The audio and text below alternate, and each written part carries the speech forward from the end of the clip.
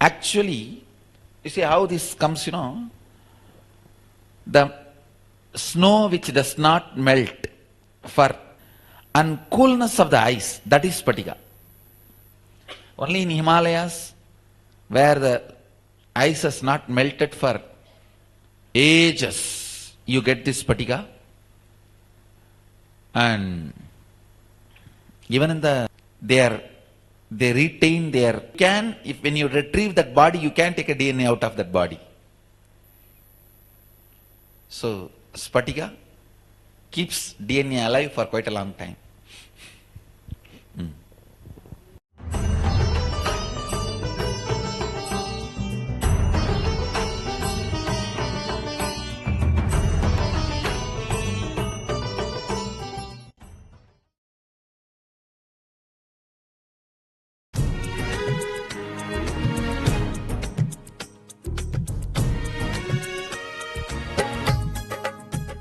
Nityanandeshwara Samarambam Nityanandeshwari Madhyamam Asmadacharya Paryantam Vande Guru Paramparam.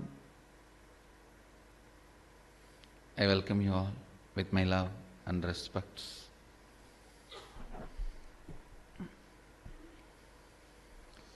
I welcome all the devotees, disciples, Sarvajnapeetha Yajamans, Samajis, Satsangis, Shri Mahants, Tanedar Kotari, everyone sitting with us through Nityananda TV and two-way video conferencing, having Nayana Diksha all over the world.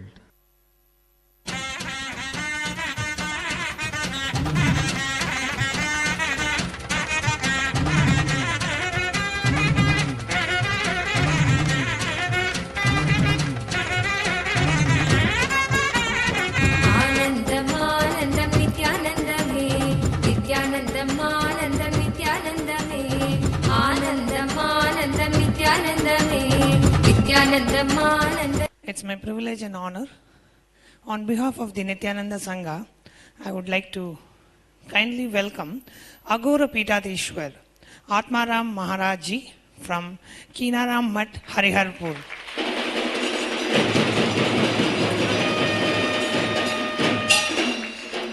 He is from the Aghora Sampradaya and he is in the lineage of the great Aghori Baba, Kinaram Maharaj Ji. And I would like to first give a little bit introduction about Kinaram Baba. Actually, last year, we were having inner awakening in the same place. On the night of 1st July 2005, when Swamiji was resting in Samadhi, Swamiji suddenly heard a flight sound. Usually in Samadhi, Swamiji won't hear any sound or he won't see anything. But Swamiji was shocked. Then slowly, Swamiji started recognizing the external atmosphere.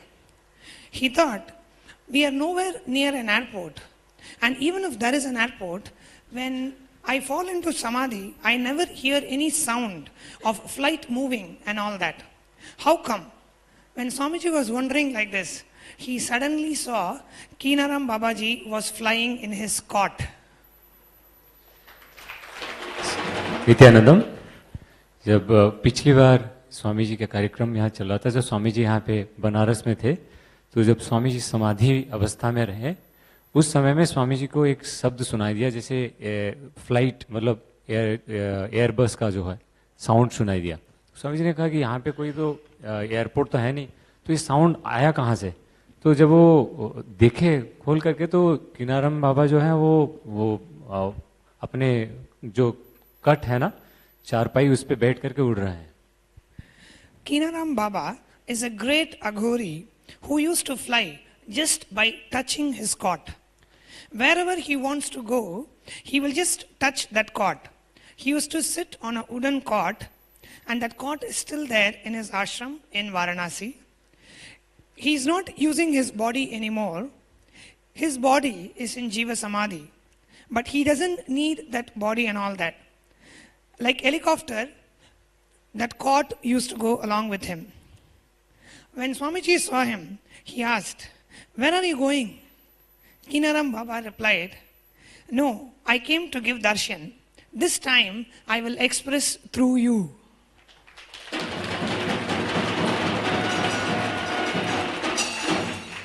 This time I will express through you and give all the initiation. उस समय जब स्वामी जी वाराणसी में थे तो किनाराम बाबा इतने महान हैं कि वो जो चारपाई है उसको छूते ही वो उड़ता है। वो कहीं पे भी जाते थे वो उड़ करके पहुंच सकते थे, उड़ करके जा सकते थे। जब उस समय स्वामी जी ने उनको देखा तो उन्होंने कहा कि इस समय में मैं आया हूँ और कि आपके जरिए, मतलब स्वामी जी के जरिए ही जो दीक्षाएं यहाँ पे हो रहे हैं, जो शक्तियों का दीक्षा हो रहे हैं, वो सारे स्वामी जी के द्वारा मैं स्वयं आपके द्वारा इसमें दीक्षा दूंगा यहाँ पे बनारस में, ऐसा उन्होंने कहा। This time I will express through you and give all the initiations. Make all these people do whatever need, and offered him his respects. स्वामी अपने प्रेम पूर्ण भाव से नमस्कार किया, किनाराम बाबा जी का प्रणाम किए। And by that time, in 2 to 3 seconds, in just 2 to 3 seconds, when Swamiji was offering his respects, the entire idea of respected, and the person respected, all that disappeared, and Swamiji fell into the space of Advaita. उस समय में जब स्वामी जी उनको अपना सम्मान प्रदर्शन कर रहे थे, प्रणाम कर रहे थे, उस समय में उस 2 सेकंड की स्थिति में सब कुछ उभान हो गया। मतलब अपने आप वो उनका दृश्य, किनाराम जी का चारपाई, उनका स्वरूप सब कुछ अदृश्य हो गया और स्वामी जी अद्वैत अनुभव में फिर चले गए, मतलब समाधिस्थ हो गए। Not only in those days, even now, the great beings who achieved the space of Shivoham are just moving around here and there. They are all very much available in this sacred land of Varanasi. उस समय भी नहीं, आज भी महान आत्माएं बनारस में आज भी वो अवेलेबल हैं हम सब के लिए इस बनारस की पृष्ठभूमि पर। Kinaram Baba is one of the great Aghori whose recorded biography goes to 440 years. 480 साल की उनकी जो पुराना ये कथा है, जब किनाराम जी बाबा जी की जो कथा है, ये 480 साल पुराना है, बहुत बहुत पुराना। Kinaram Baba used to have a cot. Wherever he wants to go and give darshan to some devotees or wants to see someone, he will just tap the cot and it will fly.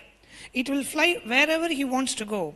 He will go and he will bless. भी किनारा वो वहाँ जा सकते थे और वापस आ सकते थे वो इस शरीर के माध्यम से, मतलब शरीर होते हुए वो कहीं पे भी उड़ सकते, पहुँच सकते थे और आ सकते थे और जा सकते थे उड़ करके। There is no physical, psychological, physiological rules for them. They just break everything. उनके लिए कोई मानसिक या कोई शारीरिक जैसे नियम है कि इंसान कैसे उड़ सकता है, इंसान कैसे स्पेस में ट्रैवल कर सकता है, वो कोई नियम उनके लिए लागू नहीं होता था। वो किधर भी जाना चाहते थे, कुछ भी करना चाहते थे, वो सब नियम के बाहर था। And Kinaram Baba's Samadhi, he has a Jiva Samadhi here through which he is still alive. आज भी उनकी जीव समाधि है यहाँ पे और वो जागृत हैं। When he was alive, they built their tomb. He just sat and he told his devotees, disciples, to build a tomb, a Jiva Samadhi around him. उन्होंने बनाने के लिए He just told his disciples, cover the stone, enough. I'm going to be sitting here forever and blessing all of you. He just said like that, and that is called his Jiva Samadhi, which is still here in Varanasi. The tomb built where you are alive is called Jiva Samadhi.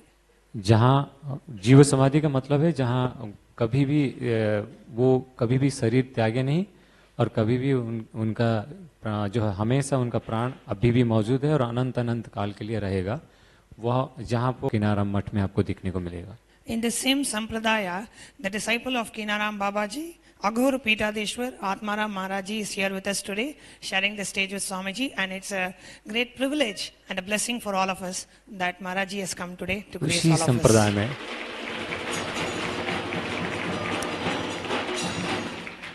उसी संप्रदाय में आज हमारे साथ उनके परम शिष्य आत्मानंद जी महाराज जी, हरिहरपुर मठ किनारम स्थल के पीठाधीश्वर, हमारे साथ यहाँ पधारे हैं स्टेज पर।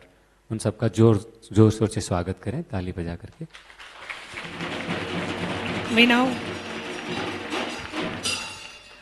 request the Maharaj ji to share a few words. आप महाराज जी से अनुरोध करेंगे कि महाराज जी कुछ शब्द बोलें हमारे सारे भक्तजनों के लिए। आदरणीय परमहंस नित्यानंद स्वामी जी, काशी के धरती पर आए हुए समस्त श्रद्धालुगण, समस्त संतगण, आप सबको बाबा आत्माराम की तरफ से शुभ प्रणाम।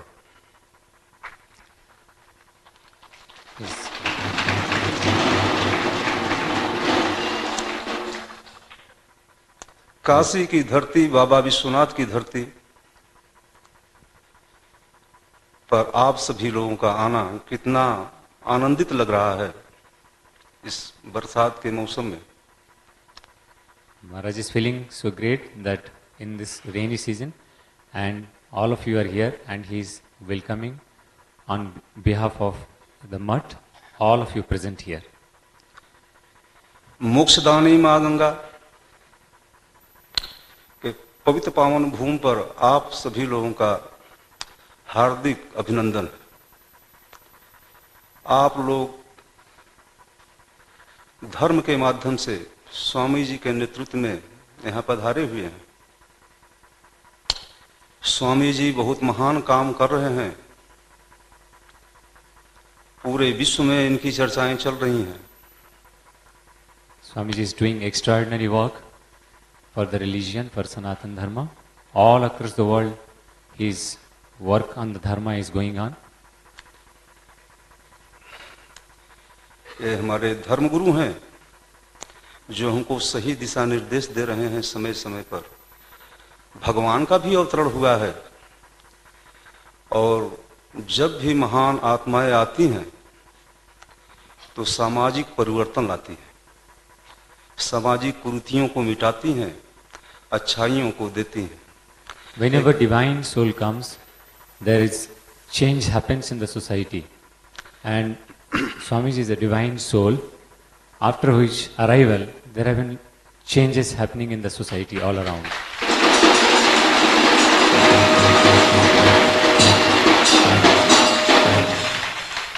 इस काशी की पवित्र पावन भूमि पर ये शिव जी की नगरी है। शिव जी की सबसे प्यारी नगरी, बाबा भोलेनाथ की अवघड़दानी की नगरी है काशी की भूमि। हमारे बाबा कीनाराम जी इस धरती के महान संत हुए जिन्होंने की प्रकृति की व्यवस्था को भी तार तार कर दिया। उन्होंने मुर्दे से जिंदा किया। जो रामजियावा राम जी उनके शिष्य हुआ करते थे। एक मुर्दा बहते हुए जा रहा था, गुरु जी खोपड़ियों को चना खिला रहे थे। दत्त गुरु जो है कालू राम के रूप में गिरनार से यहाँ आए थे। माता रानी हिंगलाज पाकिस्तान से चलकर आई, क्रीमकुंड पर स्थापित हुई। बाबा कीनाराम जी उस समय में हमारा देश मुगलों के साम्राज्य में शिकंजे में कसता जा रहा था। साधु संतों से पकड़ करके जेल में चक्कियां चलवाया जा रहा था। बाबा कीनाराम जी 12 वर्ष की अघोर साधना गिरनार की पर्वत पर दत्त गुरु के आदेशानुसार उन्होंने किया। उस समय इनके परम शिष्य हुआ करते थे बीजाराम जी। इन्होंने भिक्षाटन के लिए भेजा। उस समय जूनागढ़ जिले का राजा अनिश था जो साधु संतों को पकड़कर जेलों में डाल देता था, उनसे जेलों की चक्कियां चलवाता था, तमाम यातनाएं देता था। बीजाराम जी जब भिक्षाटन के लिए गए तो is talking about Baba Kinaram ji. He said this is the place of Lord Shiva, and Kinaram ji is a great saint who was come here, and Kinaram ji had done a great tapasya of Aghora tapasya for 12 years, and he was telling about during the tenure of Kinaram Baba, there used to be a king.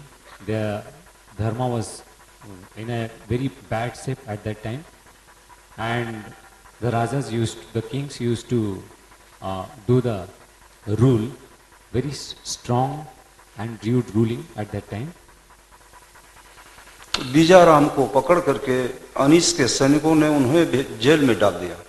बाबा जब ध्यान लगाए तो बीजाराम जी को देखे कि jail में पड़े हुए हैं। बाबा भी चल दिए। अनीस के सिपाही बाबा को भी पकड़कर जेल में डाल दिए। बाबा के पास एक कुबड़ी रहा करती थी, उसी कुबड़ी से उन्होंने उन चक्कियों को छू दिया। चक्कियां चलने लगी, रुकने का नाम ही नहीं ले रही थी। अनीस के सैनिक देख करके घबरा गए कि ये क्या हो गया कि चक्कियां रुकने का नाम ही नहीं ले रही हैं। वो राजा के पास गए, अनीस भी वहां आया, देख रहा है कि चक्कियां चलने का नाम ही नहीं रुक रही हैं। तो उसने बाबा के यहाँ नतमस्तक हुआ, उनसे माफी मांगी। बाबा के आदेशानुसार समस्त संतों को उसने रिहा किया। The king was so suddenly the king was kept as one person and put in the jail. Then when Baba protested, he also caught Baba and put him in the jail. Then suddenly Kinaram Baba just touched the mixture, the grinder. That time there used to be stone grinder in the jail. So when he touched the grinder, it continuously started moving, and then it didn't stop. Even everybody got stunned how it is moving on its own. Then the information went to the king. He came out. तो एक संदेश जन मनुष्य जीवन में सबसे बड़ी शांति, शांति इसमें स्वामी जी Everybody. मैं उन लोगों से कहना चाहता हूं कि धर्म की आलोचना नहीं होनी चाहिए, संत की आलोचना नहीं होनी चाहिए। भेद भगवान का है। अगर आप किसी संत की आलोचना कर रहे हैं तो स्वयं आप अपनी आलोचना कर रहे हैं, भगवान की आलोचना कर रहे हैं।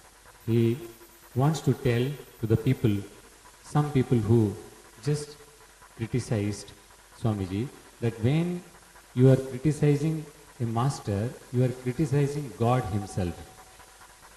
And he is telling you can never criticize God, you can never criticize a saint, you can never criticize Dharma. धर्म हमारा यही सिखाता है कि आपस में प्रेम होना चाहिए, आलोचनाएं होनी चाहिए, लेकिन उसका एक सिस्टम होना चाहिए।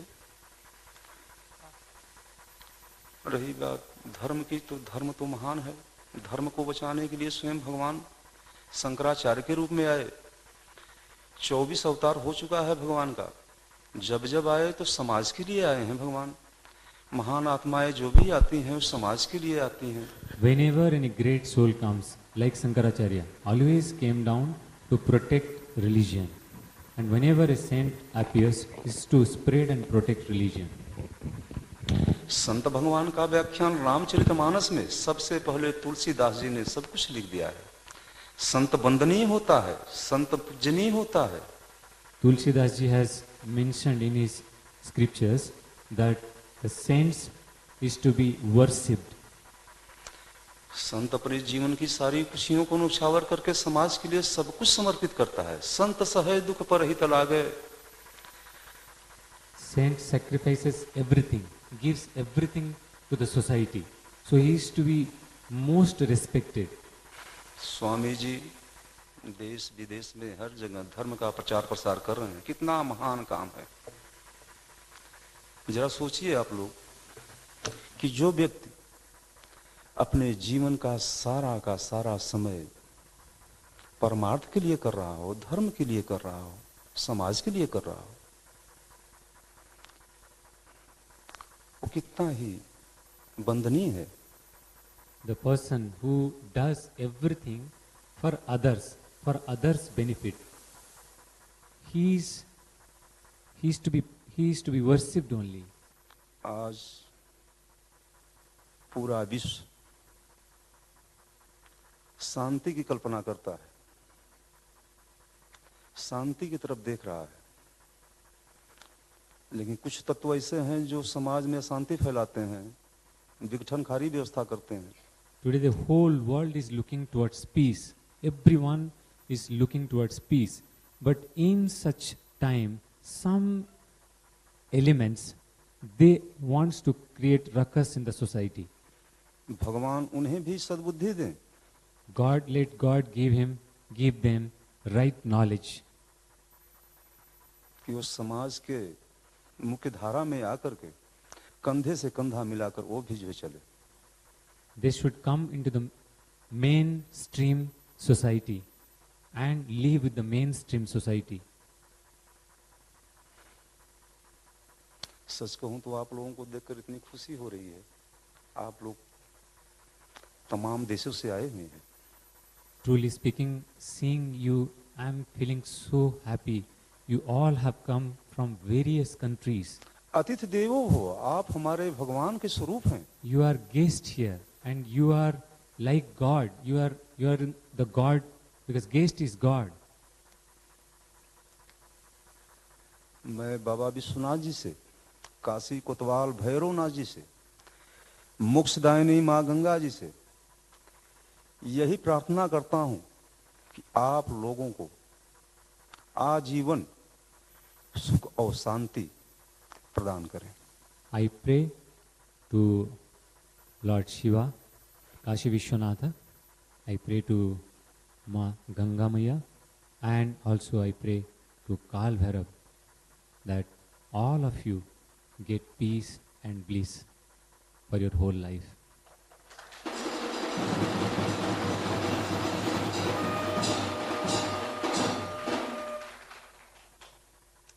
तो स्वामी जी को प्रणाम, समस्त भक्तजनों को शुभ आशीर्वाद, समस्त संत जनों को मेरा हार्दिक शुभ प्रणाम। He's offering his pranam to Swamiji and his blessings to all the devotees and his greetings to all the saints sitting here in the audience.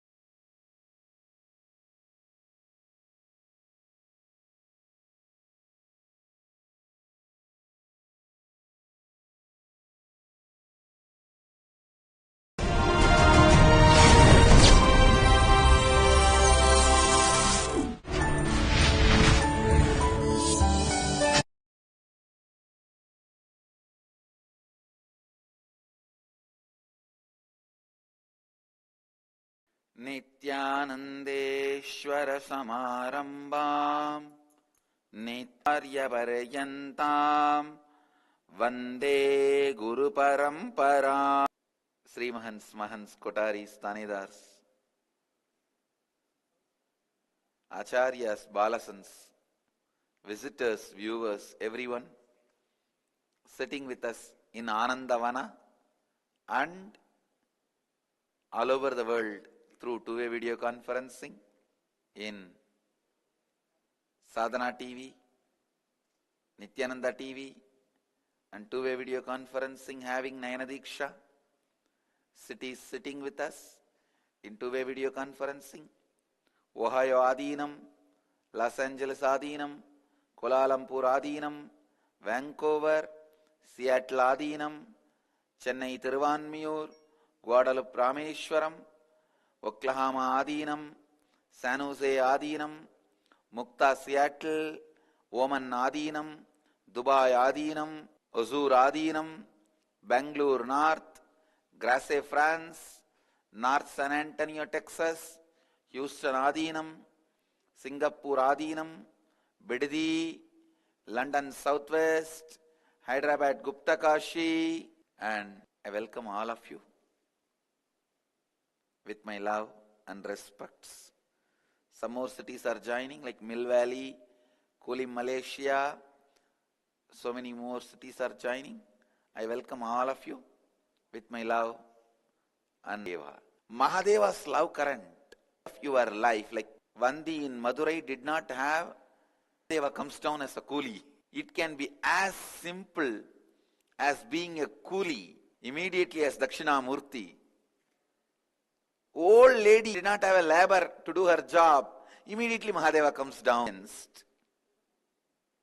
Physically, in Anandavana, the way he embraces you from all directions, from all 360 directions, how Mahadeva embraces you, that need to be experienced, that need to be lived. Don't even take my words for granted. If I am repeating the same, I am experiencing the same. That is what it means. No. Every time the possibility is available. Especially if you have not tasted Anandavana last time, don't even think of missing it. If you have tasted, I don't need to invite you. Varanasi is powerful enough. Kashi Devi is powerful enough to invite you. She is powerful enough to bring you back. If you have not tasted, don't even think of missing it. Even my body feels so well. Understand? The kind of a wellness I feel from the moment I entered. See, actually in the flight I was just closing the eyes and resting in Samadhi. I can see like a huge light beam. That very border of Varanasi, the boundary of Varanasi was like a huge light shaft. When the flight entered into that shaft, I just know I am in the field of Mahadeva. See here, Mahadeva is not just Vishwanatha, all gods put together.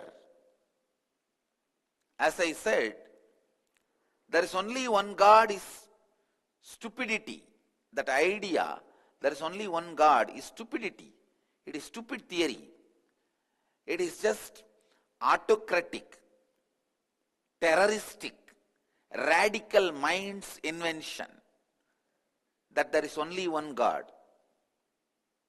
There is only God is the enlightened mind's invention. Not only invention, the reality. Understand? Here, anywhere you see, there is only God. One side you will see so much of orthodoxy and cleanliness. The other side you will see so much of dirt and dead bodies being burnt left and right. But I don't see any conflict between these two in this city. There is no conflict at all. Both coexist so beautifully, so nicely. City of Vishwanatha. Understand? He has allowed, he has accepted, he has imbibed, he made everyone part of himself. That is Mahadeva. Mahadeva, a large welcoming energy in Anandavana. No one goes without food in this city even now. Please understand, anybody enters this city. They are all living energies in this city. Not mythological figures, not some technical figures, not some ideological representative idols. No.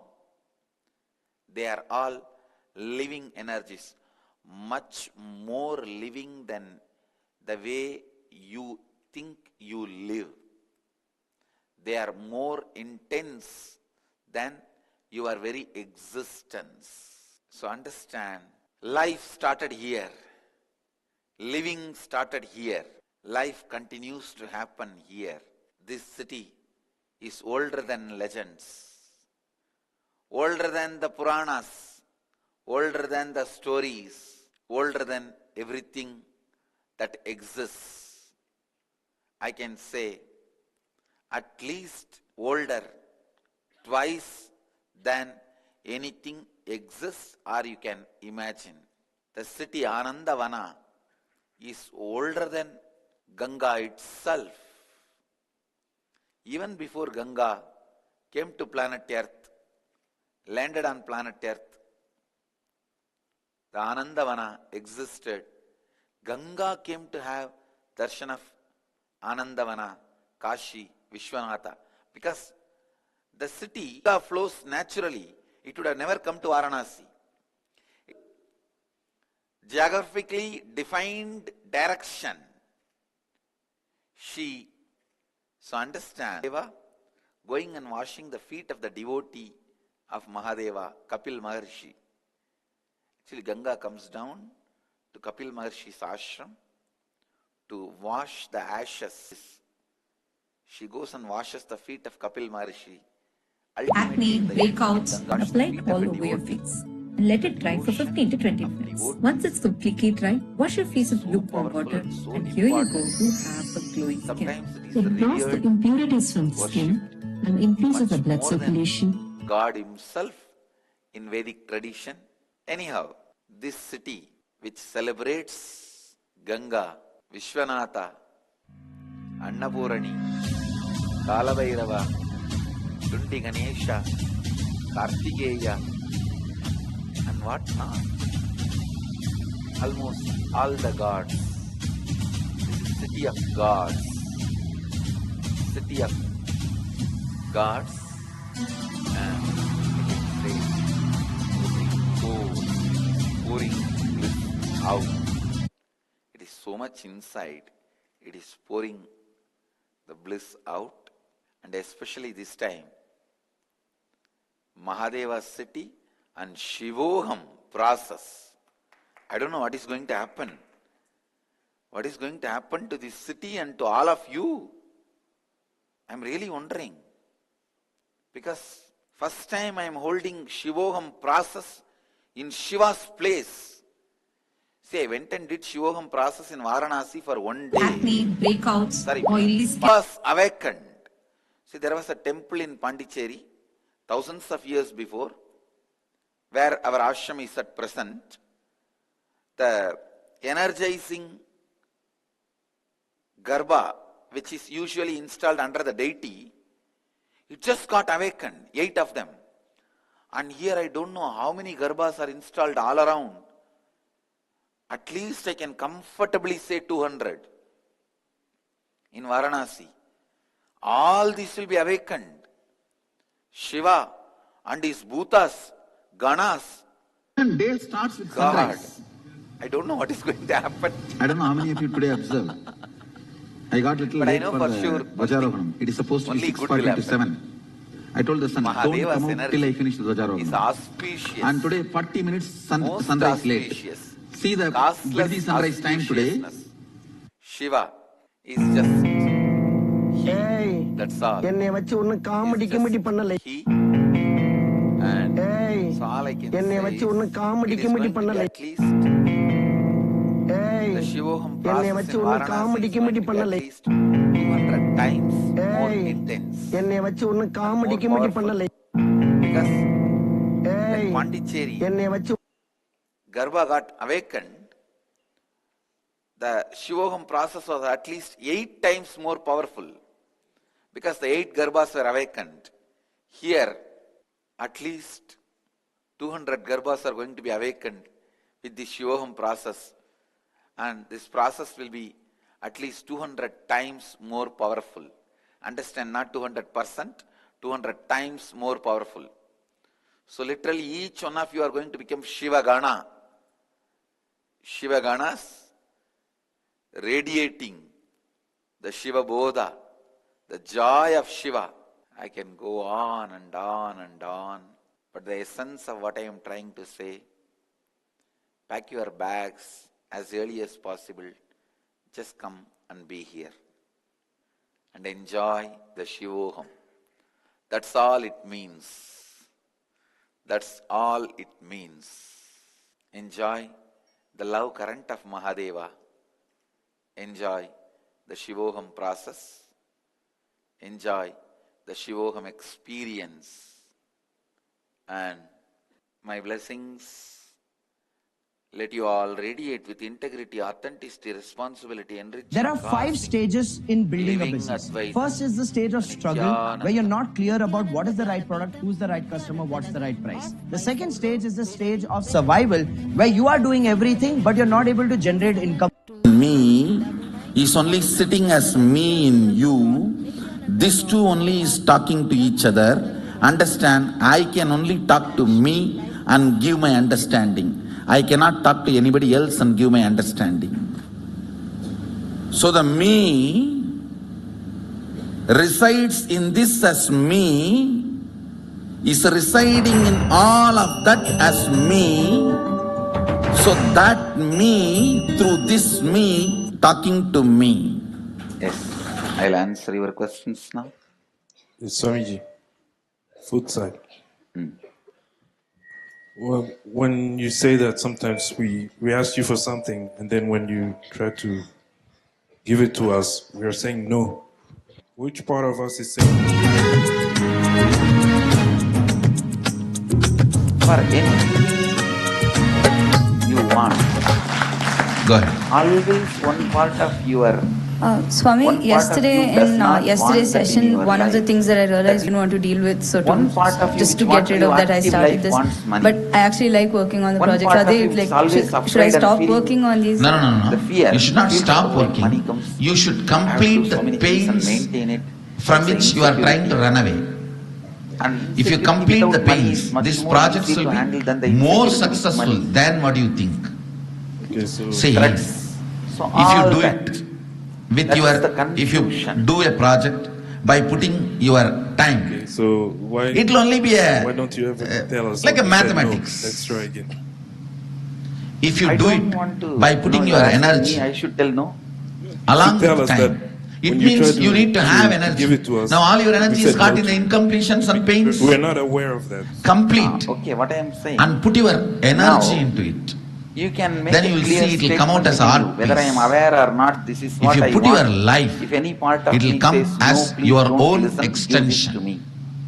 That will give me the right Please to give understand, whether your job, That will give me the right to relationship, give the clarity. career, And what do you anything, want? anything. If you are giving only your time, you are a worker. Mind I do not itself have can put you in in 1 depression inch because of respect for you are anybody not that who is powerful working for than somebody. mind. But Please understand, I am making a very blank, Biomemory straightforward can statement. overpower Be mind. your boss. it is the part of biomemory. Even if you which think, expresses as even mind. if you think, no, I am working already So the for 25 purification years, of how can I give up biomemory my job? will make Take sure this as a mind 2-year cannot project. play game with Within 2 years, you will do the transition and become your boss. When Kalabhairava landed, actually, Be your boss. feel his presence. I Every tell pore, you, like literally every hair stood up. But after you fact leave that the I body, don't you will see vision understand doesn't mean how that I much consciously you have grown by being your boss. Please understand, only to the people whom you are serving, your clients, your customers, whom you are enriching, should be your. You will never learn that. Take your time. You will put your energy into your time. Otherwise, does this process. that's that 9 to 5. Giving your time for something. Is nothing but experience is much more than enlightenment. Be your boss. In You will enlightenment, the learn. powers may You will not inspire your life with to all what you are this. doing. Is there Disciples, any they know. correlation between Day what in sort of and passion day is out. stored in which part of our body? This Rajya Sabha is a witness. If you always This believe land life is a witness. Too much. You will have 2001, that too much is hold on the knees. I started my public life. Stressful and Now it is too much 2016. responsibility you have. Day in and day out, affects the 20 shoulder. hours a day. Feeling emotionally unable to I am trust. doing the That affects same this area. job. So the specific parts of the body do Never directly I record felt specific tired or biomemories, bored even and they once. do get affected. What am I doing? So what would be Because for the head, Swamiji? I have put Head is like a my energy it and my holds life everything. into what I am doing. So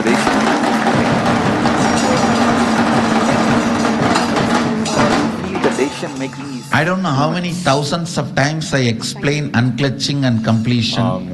You said the juiciness that people experience from like the visions and, You will being very not, physical if you to the see the process. recording of me talking about unclutching and completion in 2002 and 2016, you will not find a single word missing. It will only be getting added.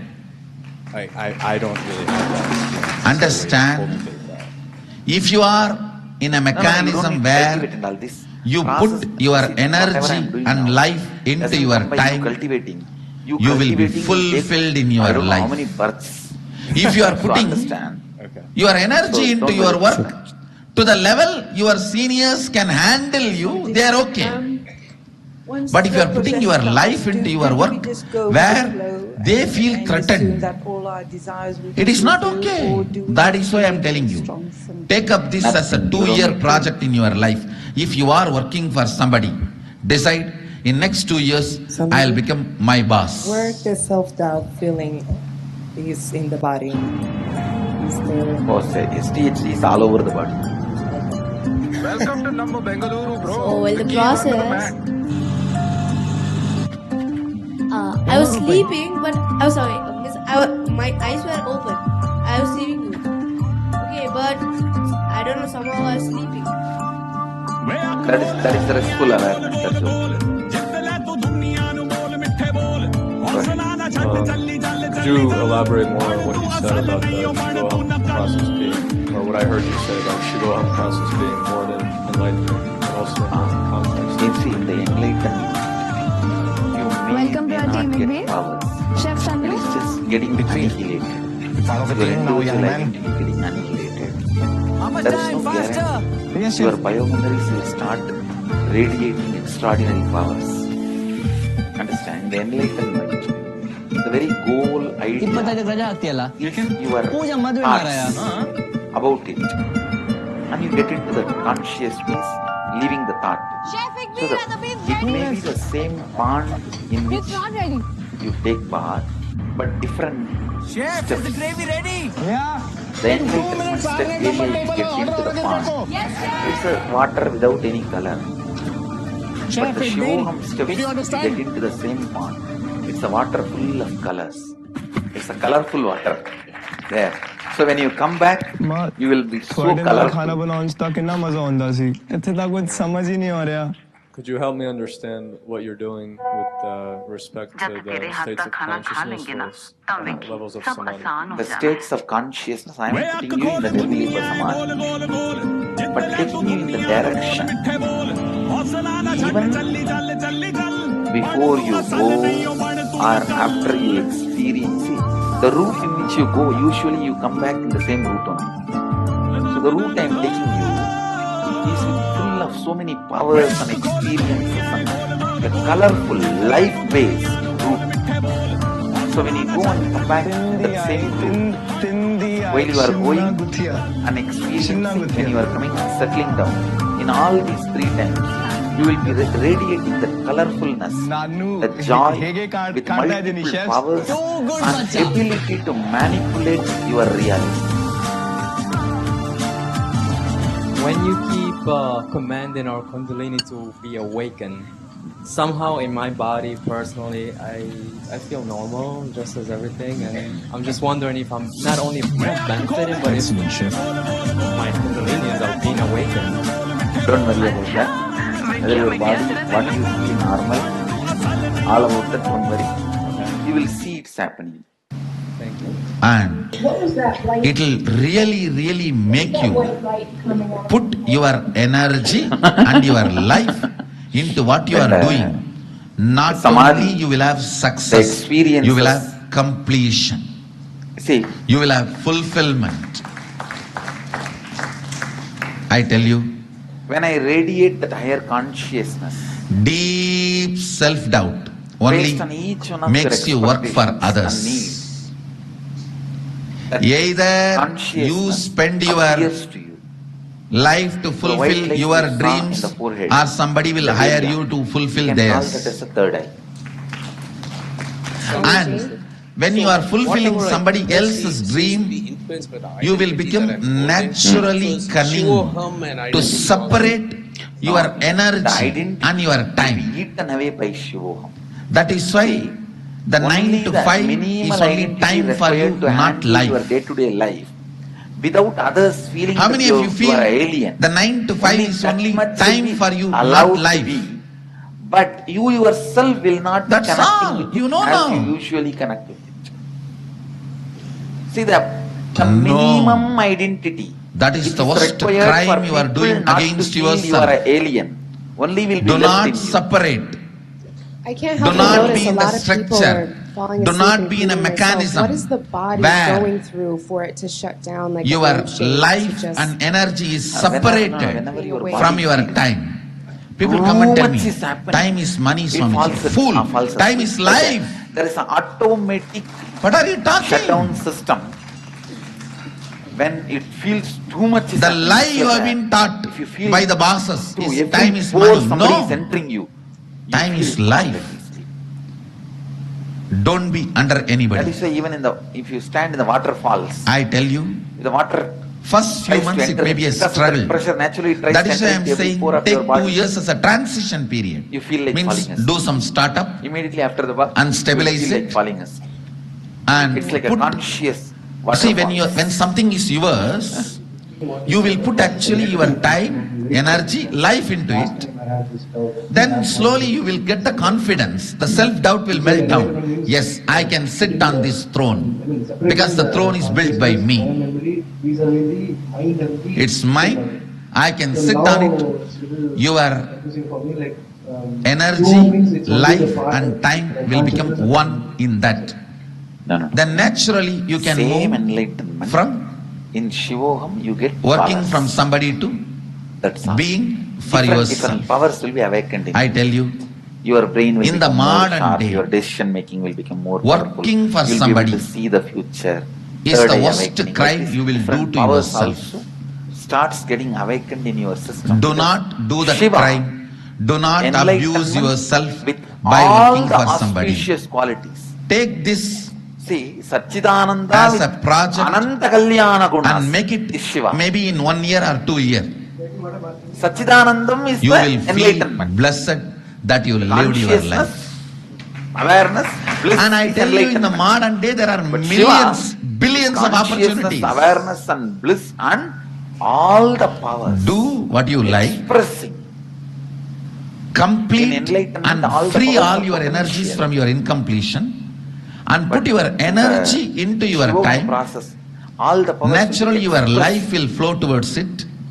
You will be successful. You will be celebrating what you are doing. What you are doing will celebrate you.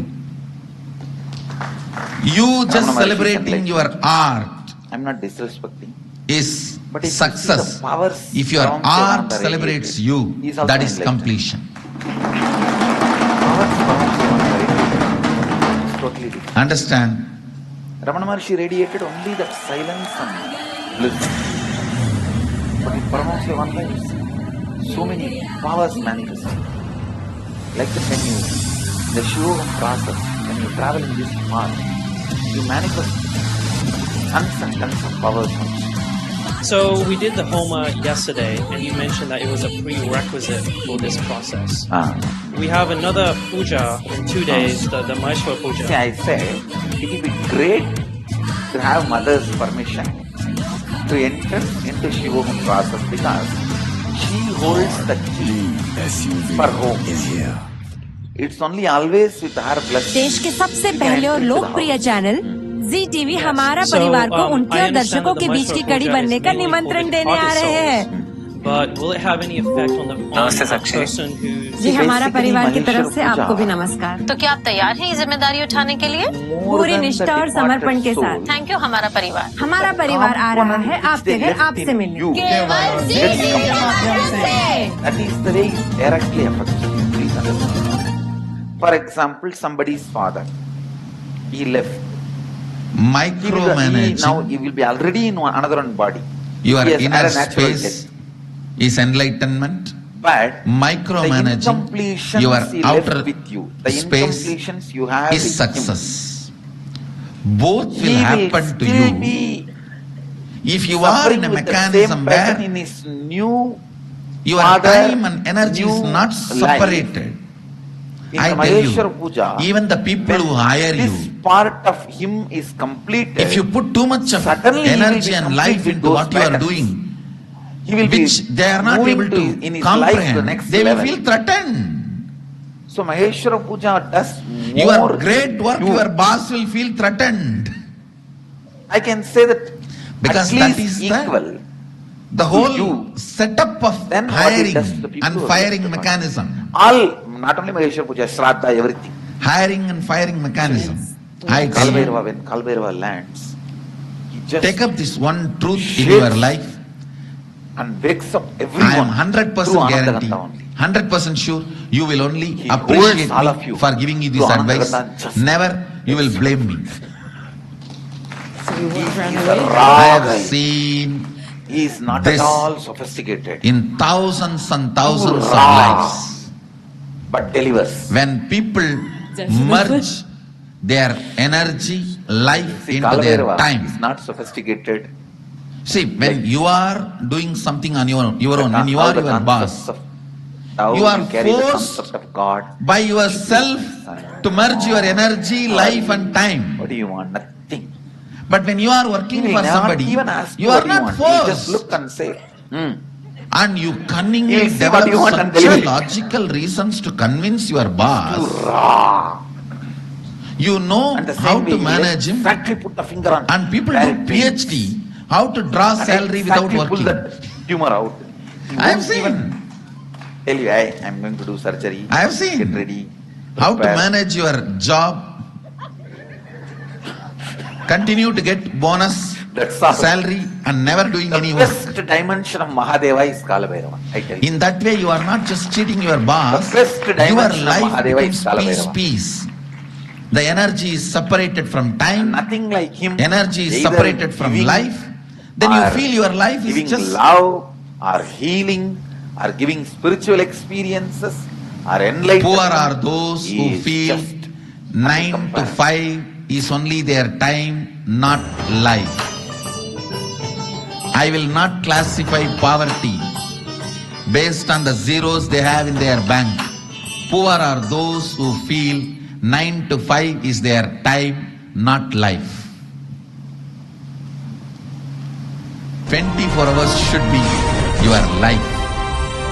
It should not be separated as time, time plus energy, time plus life plus energy.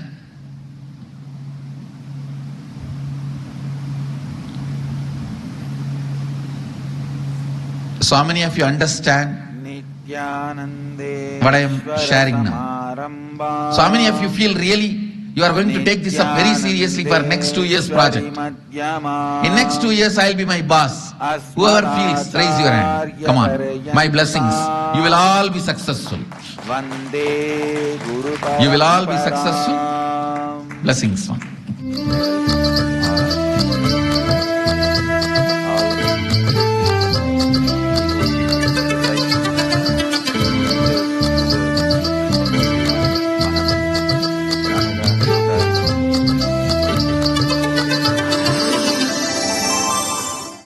Sitting with us through Nityananda TV, Sadhana TV, two-way video conferencing, having Nayana Diksha, and Anandavana, Varanasi.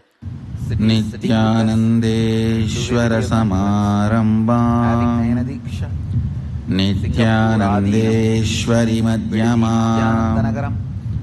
Asmadacharya Paryantam, Houston Adinam, Vande, Netherlands, Charlotte Adinam, Maurice Plains, New York Varanasi, Hyderabad Gupta Kashi, Hyderabad Adinam, Ponca City Oklahoma, London Southwest, Dubai Adinam, Temple City California, San Jose Adinam, Selang Malaysia, Ohio Adinam, Los Angeles Adinam, Johns Creek Georgia, New York Adinam, Purnananda, China, Seattle Adinam, Phoenix Arizona, Toronto Adinam, New York Adinam, Sedona Arizona, New Zealand Adi Arunachalam, Vancouver Bhubaneswar, Surrey Canada, and lot more cities. St. Louis Adinam, some more cities joining. Oman Adinam, Torrance, California. I welcome all of you with my love and respects. I'll continue to expand on the Shanti Mantra of Kathopanishad. Please recite along with me. Om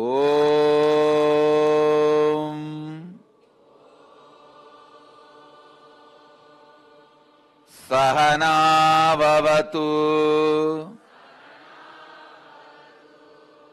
Sahanau Bhunaktu Sahaviryam Karavavahai Tejas Vinavaditamastu Ma Vitvishavahay Om Shanti Shanti Shanti. Please listen and repeat once more. Om Sahana Bhavatu Sahanau Bhunaktu Sahaviryam Karavavai Tejas Vinavaditamastu Ma Vitvishavahay Om Shanti Shanti Shanti. The Shanti Mantra introduces the context of Vedic education system. Education is nothing but awakening your possibility into reality. Please listen. Making your possibility into reality is education. I am defining education. awakening your possibility into reality, making your possibility into reality is education. All education should be making your possibility into reality. Should be making your possibility into reality. The Indian way of education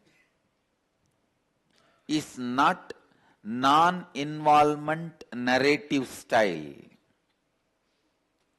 where the student and teacher don't get involved more than the few hours of narration, where teacher narrates 2 plus 2 is 4. You have to live boldly and courageously. After 4:30 school is over, this fellow will be shivering for a rat. So students don't get to see the example of teachers. I tell you, the most hypocritical, superficial education system is what we are having now, where there is no involvement between the student and the teacher. No. Most of the time, students just can see through the ignorance of the teacher. Some student asked me, and I did not have the answer for this question. He said, if same teacher cannot teach all the subject, how do you expect the same student should study all the subject? If same teacher cannot teach all the subject, how do you expect the same student to study all the subject? It's true. The mathematics teacher will be stupid in his personal bank accounts. The engineering, electronics engineering professor will not be even able to screw a bulb.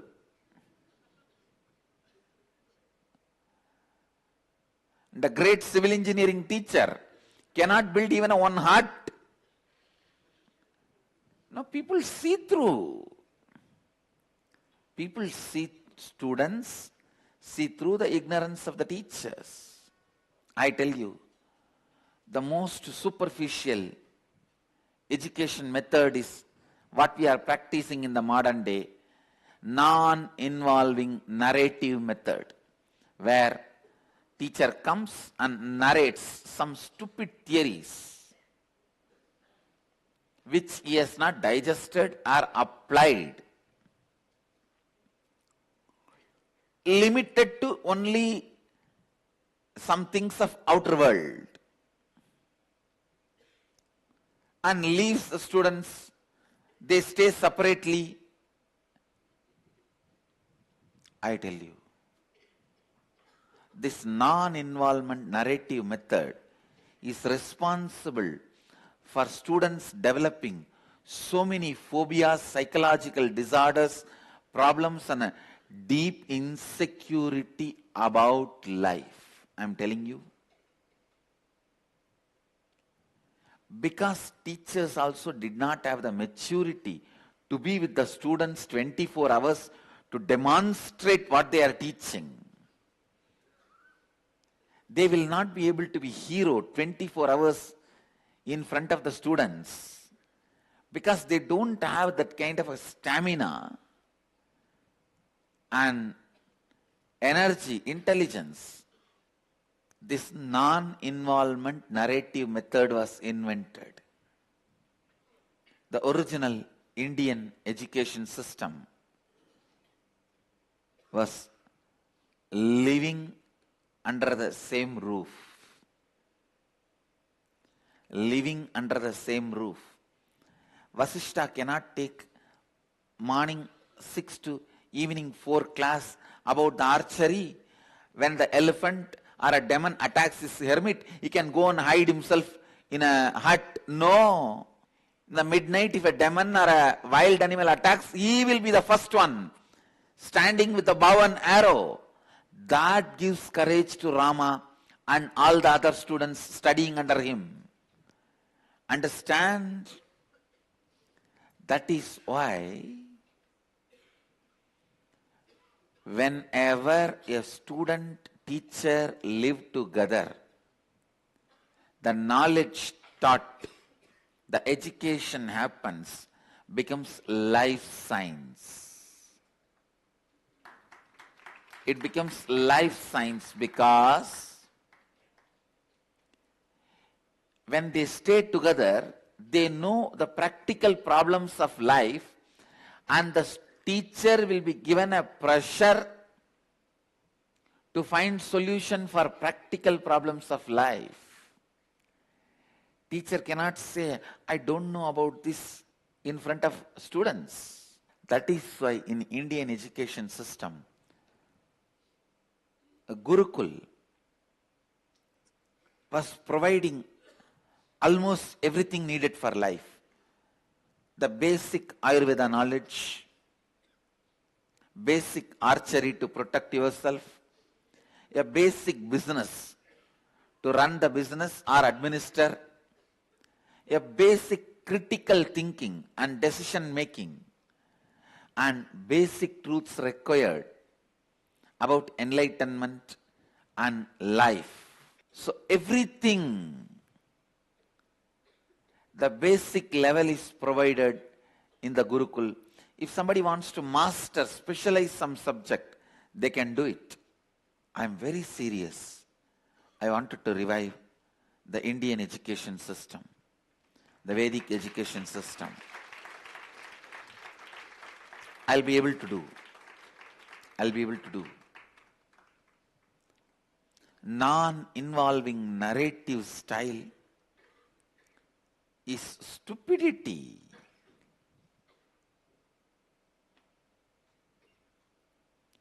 It's really stupidity. We need teachers who themselves are living in the space of completion,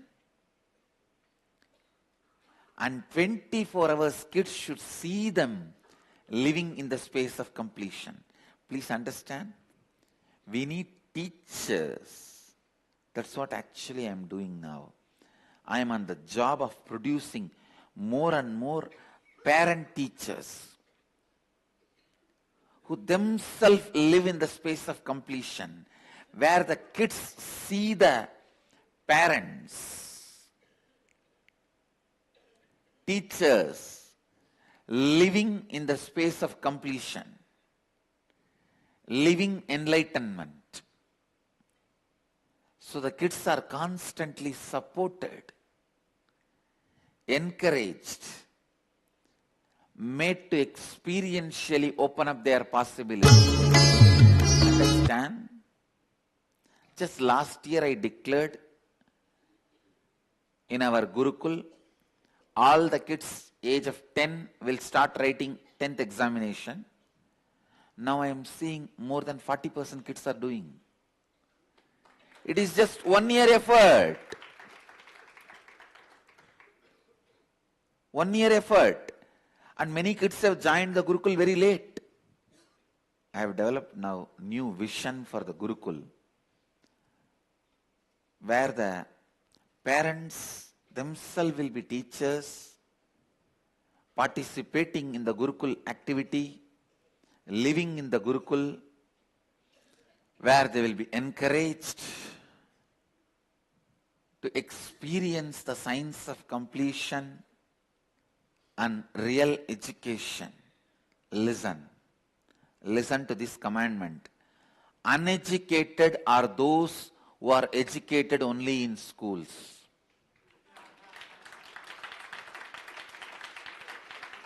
Uneducated are those who are educated only in schools. Listen to this declaration. Uneducated are those who are educated only in schools. If somebody is educated only in the school hours, if somebody is educated only in the school hours, the kid is truly uneducated. Education means only the tool to awaken your possibility should be given to you, and you should go on exploring and awakening multiple possibilities of you without any special teachers for those possibilities. That is education.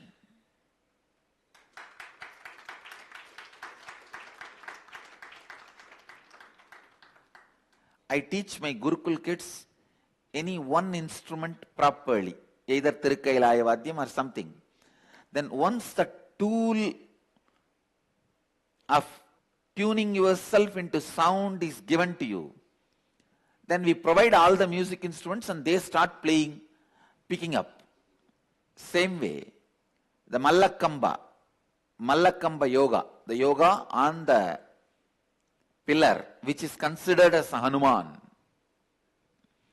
In Indian tradition, we teach only the Mallakamba yoga. From that, they pick up the science of manipulating, using their body in multiple ways. Multiple things they start picking up.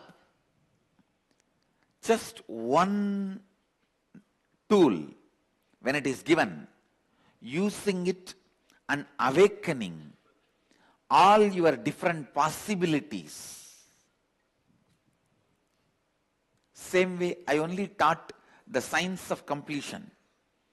They started playing with it and taking it to the next level. There was a mango tree outside our Gurukul. I heard too many kids were jumping and fighting for that mango. When I was walking there, they told me, I said, hey, you guys are not beggars. You are kings. Just tell the tree to get more mangoes, and whoever wants, go and eat. And please understand, I really want to tell you, I did not tell the tree. If I tell, it's my power. No. I just told the kids, you guys go and talk to the tree. Now I am really telling you, the tree is giving at least 4 times more mangoes. 4 times more mangoes. And when they want to climb the tree, they go and stand there and talk to the red ants. See, we want to have mango, please you move out. And they move out. They give way. And these kids climb and enjoy the mangoes. It is just one tool completion I gave them. They are using it as simple as need of a mango to as difficult as need of enlightenment. Whether it is mango or enlightenment mango. I tell you, still I have not revived completely the Indian education system. I really wanted to provide a laboratory where the kids will take out the science of flying machines and assemble, create the miniatures and demonstrate few thousands of years before we had flying machines.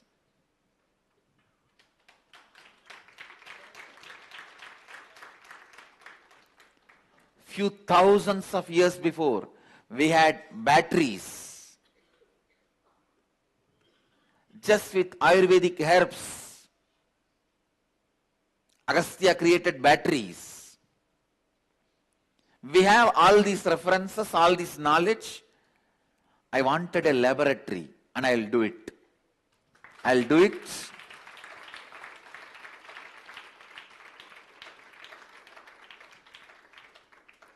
Where all this knowledge and tools required for the research and development to play with all this will be provided. Kids can playfully do research on all this, assemble and demonstrate it to the world. Only when I have done this, I'll feel I have revived Vedic tradition. I wanted a large laboratory where all this knowledge is available by one touch to all the kids, and all this technical assistance is provided for them to explore, think, analyze, assemble, demonstrate. All these should become research projects for my Gurukul kids. Actually, this is the way I wanted the Indian education system to be revived. Not just awakening the science of enlightenment. That's one part. Not just awakening the science of completion. That's only one part. They demonstrating blindfold reading, talking to the plants and making the rose plant drop the thorn, or talking to the mango tree and getting 4 times more mangoes, and all this only one part of Indian education. Our masters used inner powers and outer technology and achieved tons and tons of comforts and luxuries for human beings. I want all that from the original technology to be revived.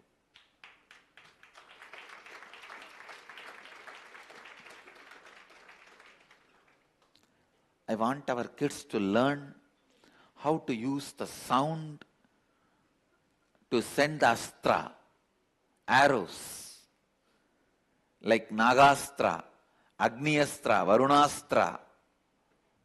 When I say I want, I mean I'll do it.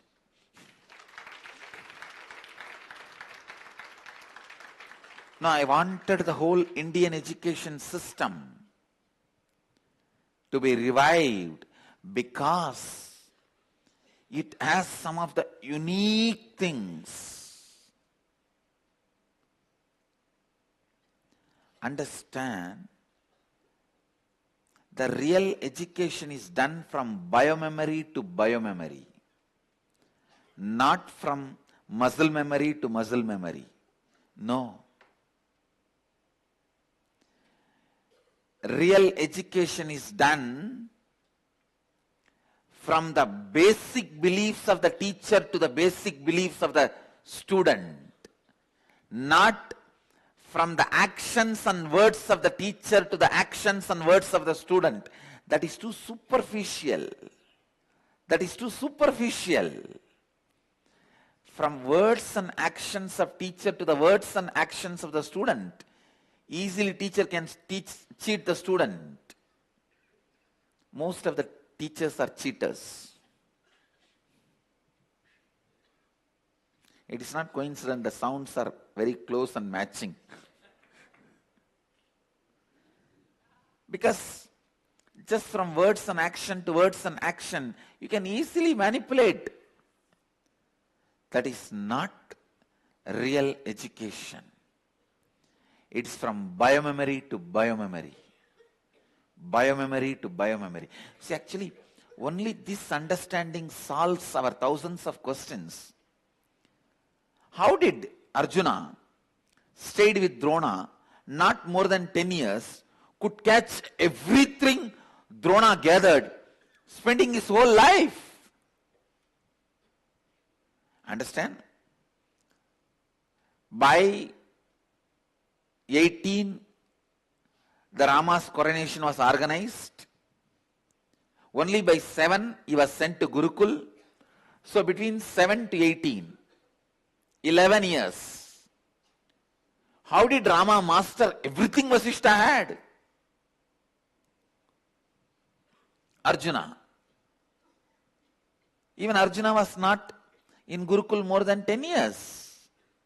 How did Arjuna master everything Drona had? It was not just word action to word action. No. It was from biomemory to biomemory. the education level itself was totally different. Totally different. That can be revived only with the way of teachers and students staying together, and teachers themselves are living what they are teaching. In the modern day, it is not coincident that teacher and cheater are anagrams, exactly the same letters. Now it is time we create a Gurukul, we create a space where, like Sarvajnapeetha, Sharadapetha, Nalanda, Dakshashila, Naimisharanya, where students and teachers live together. Students and teachers live together, and the knowledge is transferred not just from word and acts of a teacher to words and acts of a student. It should be transferred from biomemory of a teacher to biomemory of the student. In our Sarvajnapeetha, I'll demonstrate all this. Reviving Indian education system. I'm not interested in marketing and commercializing it. I'm interested in reviving it.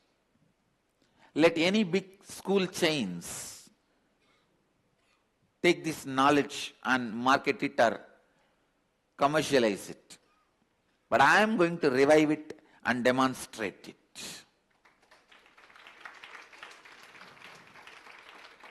I am really going to revive it and demonstrate it. Offer it to the world free. Take this. Everything, our science of building homes, Vastu, establishing villages and towns, making deities, consecrating the space and doing prana pratishta to deities. Please understand, consecration is not equivalent word for prana pratishta. Consecration is too poor word. Maybe for something very low, the consecration word is okay, but not for the prana pratishta. Astrology,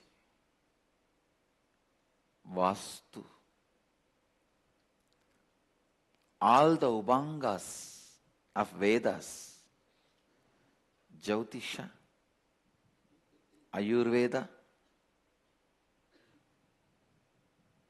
everything will be studied and made user-friendly and demonstrated to the world. We'll experientially demonstrate the formulas, methodologies to the world. I think the real Indian education system is all about demonstration, living, experientially living.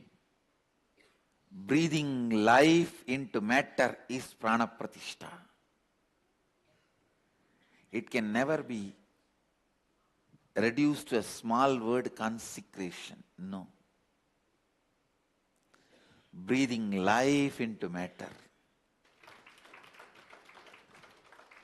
Putting matter into life is pattern. Breathing life into matter is prana pratishta. When you put the matter into life, reduce the matter into life, it is pattern, engram, incompletion. When you breathe life into matter, it is prana pratishta. When you make stone into God, it is prana pratishta. When you make God, which is you, into stone, it is incompletion.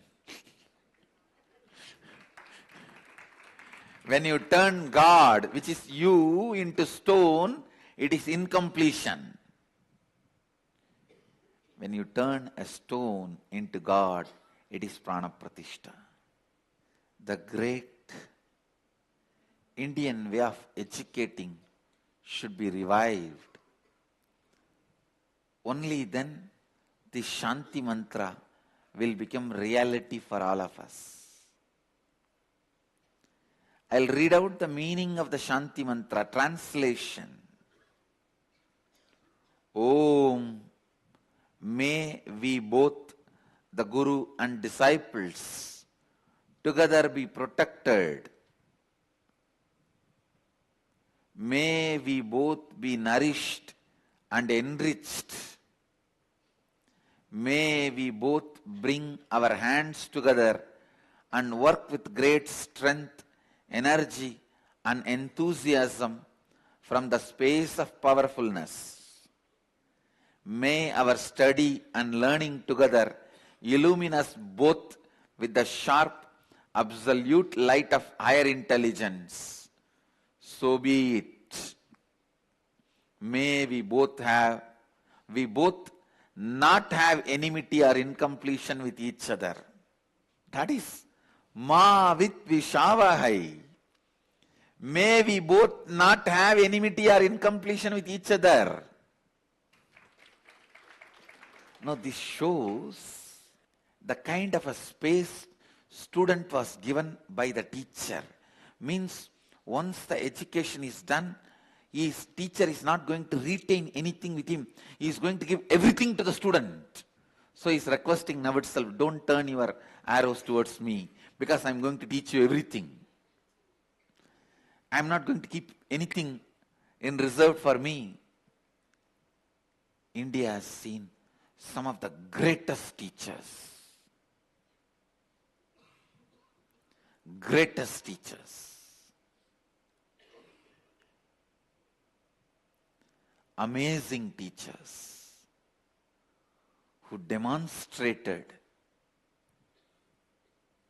teaching altogether in a different level. Now my first and foremost work is produce that kind of a teachers. Today I give the clarion call to the whole world through this satsang. Whoever wants to revive the Indian way of education, I call all of you on behalf of Veda Mata.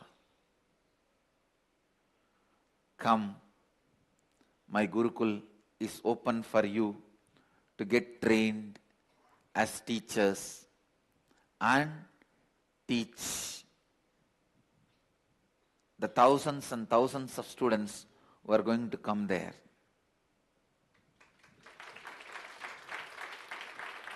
It is not 8 hours job. It is life. It is not 8 hours job. It is life. People who have passion about knowledge. Knowledge is a powerful pleasure than money and sex. Understand?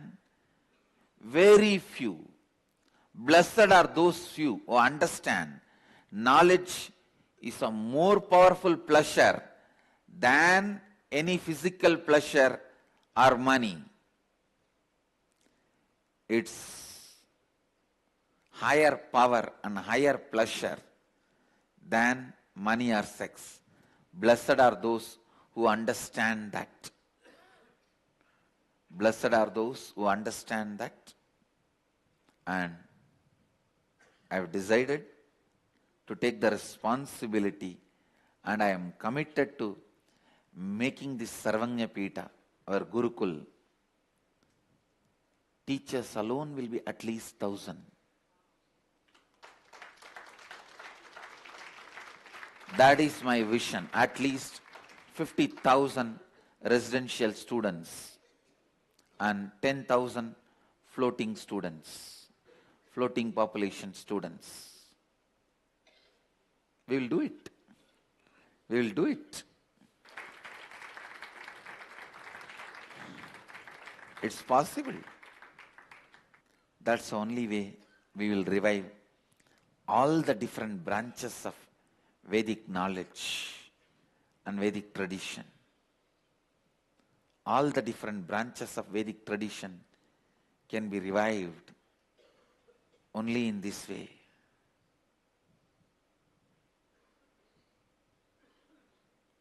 I'm not going to put my attention on creating universities based on the stupid mechanized education system. No. I'm not going to make institution in that lines. I'll put all my energy and intelligence and time and attention to create real, true Vedic universities like Nalanda, Dakshashila, Naimisharanya, Sharada Peetha, Sarvajnapeetha. Reviving the real Indian education.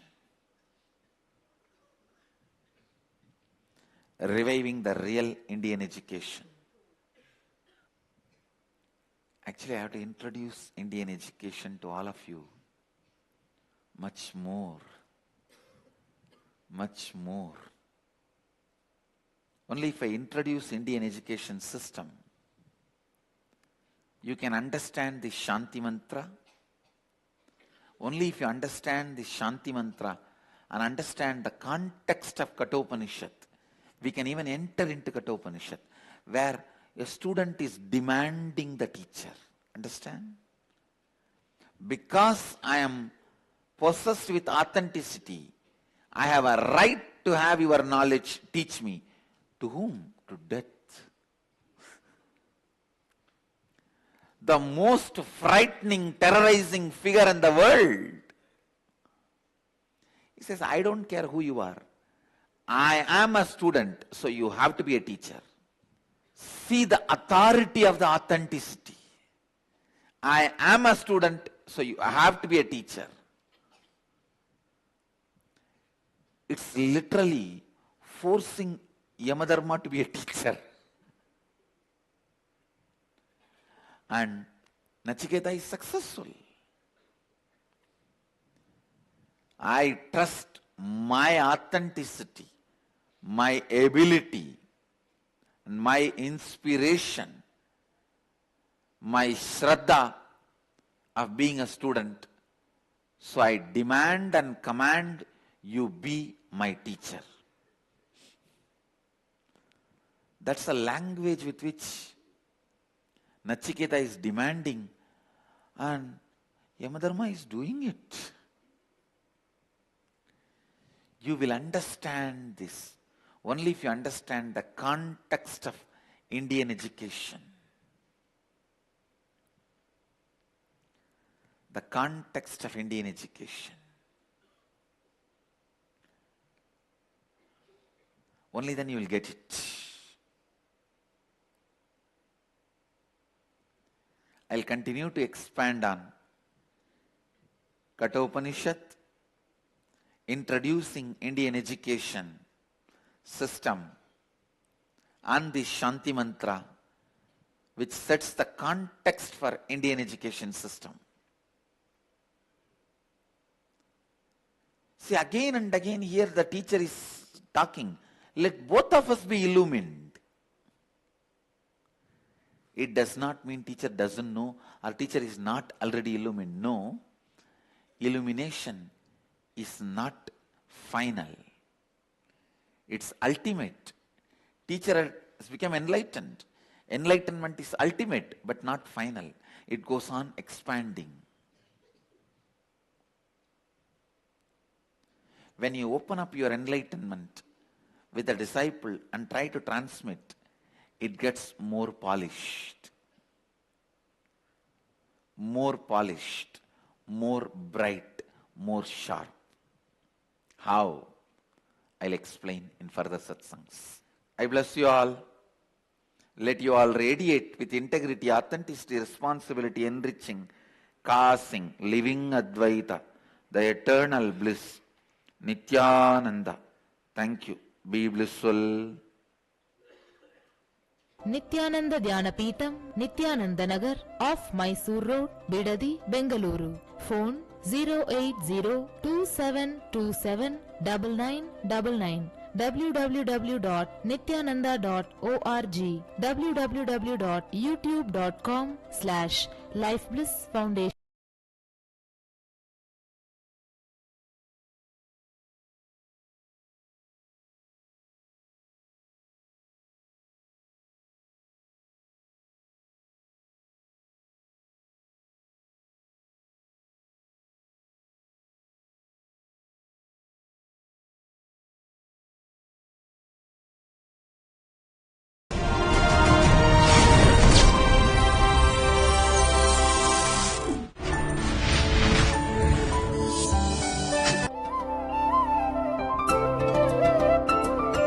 Nityanandeshwara Samarambam, Nityanandeshwari Madhyamam, Asmadacharya Paryantam, Vande Guru Paramparam. I welcome you all with my love and respects. I welcome all the devotees, disciples, Samajis, Satsangis, Srimahans, Mahans, Kotaris, Tanedars, Balasans, who are sitting with us through Nityananda TV, Lotus TV, Janashri TV, Ishwar TV, Sadhana TV, and two-way video conferencing all over the world. The city is sitting with us in two-way video conferencing.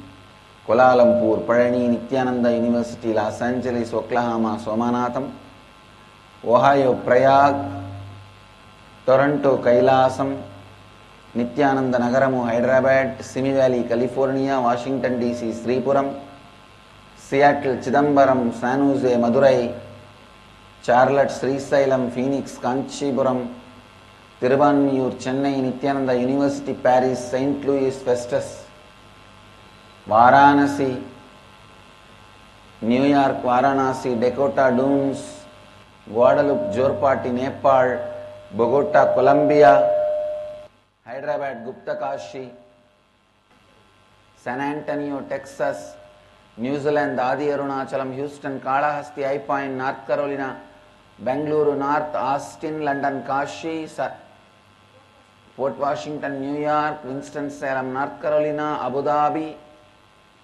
Colorado Springs, USA, Oman, Sivagangai. I welcome all of you with my love and blessings. I especially welcome the Kalpataru participants who have gathered in Seattle. I welcome all of you with my love and blessings. Feels like I am already in Varanasi.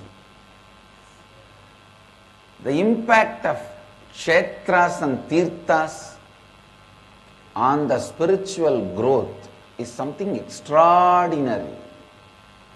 Actually, my whole life, long yatra. I am born in a tirtha kshetra which liberates people just by remembrance, and spent so much of my time in traveling to tirtha kshetras in my life. Even now, I don't stay in a city or a village if there is no temple there. I stay only if I can go to temple morning. The influence of tirtha kshetras, especially tirtha like Jivan Mukti Nagaras. Please understand, in Hindu tradition we have 7 cities as Jivan Mukta Puris: Kanchi, Kashi, Maya, Avantika. Totally 7 cities. Mathura, Ayodhya. These 7 cities are called Jivan Mukta Puris, which gives liberation either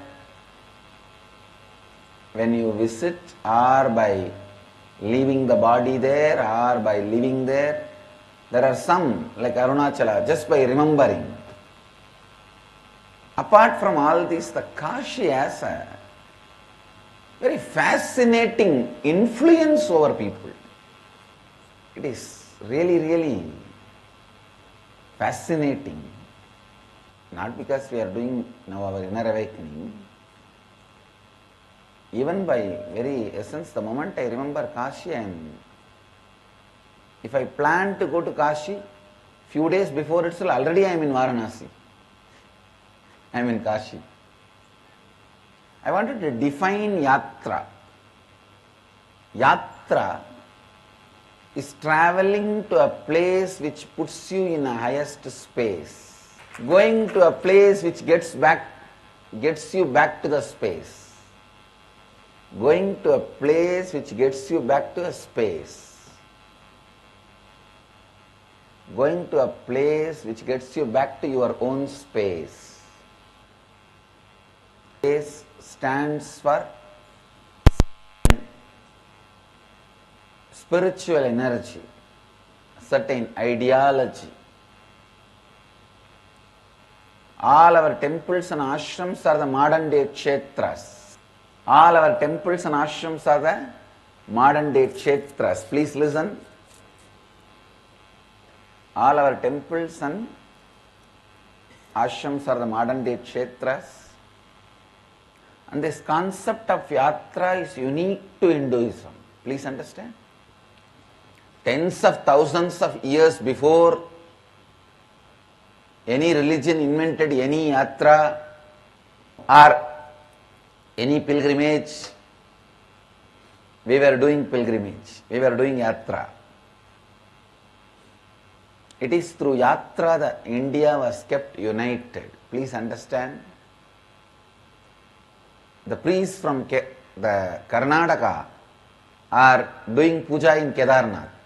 Priests from Maharashtra are doing puja in Rameshwaram. Priests from different parts of the country do puja in the other parts of the country, the temples. By this great spiritual tourism, this country's fabric of enlightenment was kept alive. The backbone of this country, even backbone is a too small word, fabric is the right word, means the whole basis of this country is enlightenment. Yatra is one of the very important aspects in Hinduism. Going to the energy fields, being there, giving people the experience, strength. You can't compare among the kshetras, Varanasi to any kshetra. The city, world's largest floating population. Please understand, per day 3 lakh people enter the city and leave the city.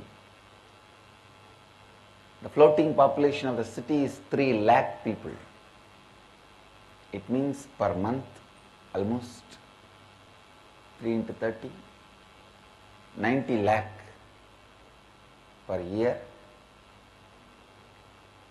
almost 10 crore. It is far, far, far ahead of any other religions, any pilgrimage center. And the funny thing is that throughout the year this pilgrimage happens. All through the year this pilgrimage happens. I have so much to tell about Kashi, such fascinating city, such an amazing city. As I said yesterday, if you do good or bad in some remote village, no one will know.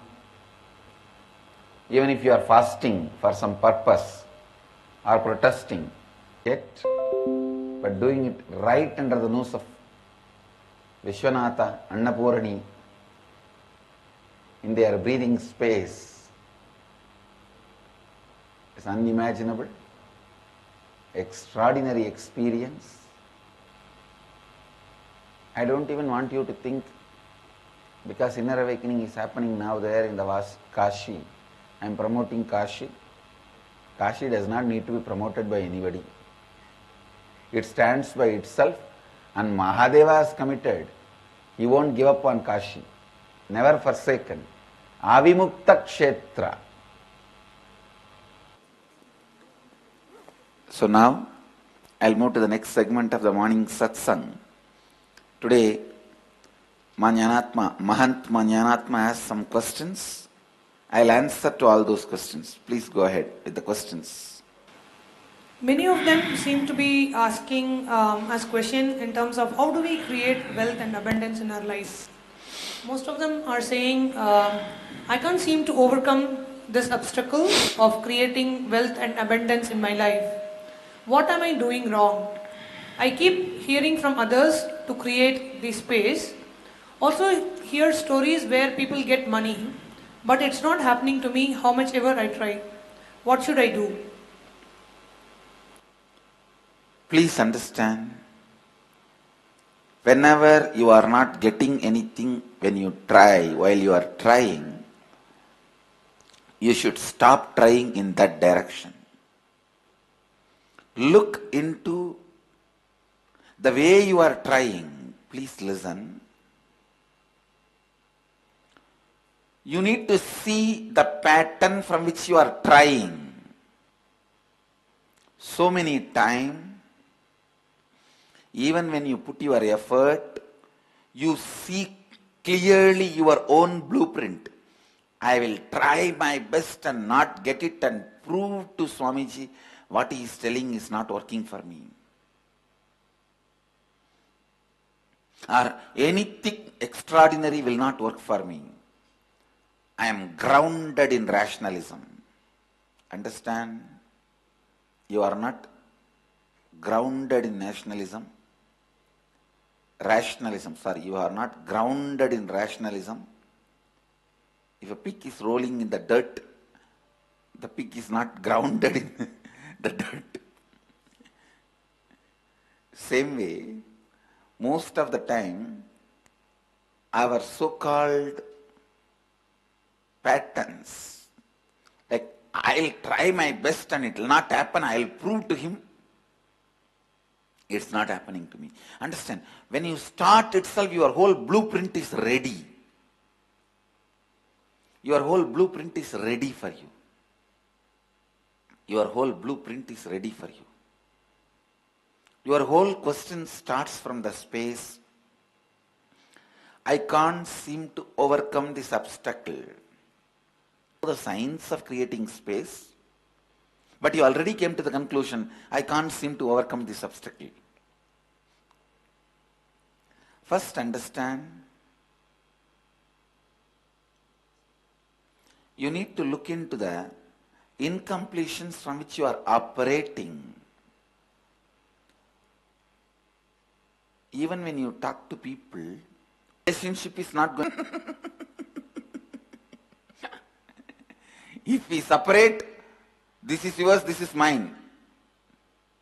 You won't behave badly with me, na? If we separate. Means the starting itself, the way you put the seed, the way you put the idea into others, I tell you, it is you who decide what should happen to people.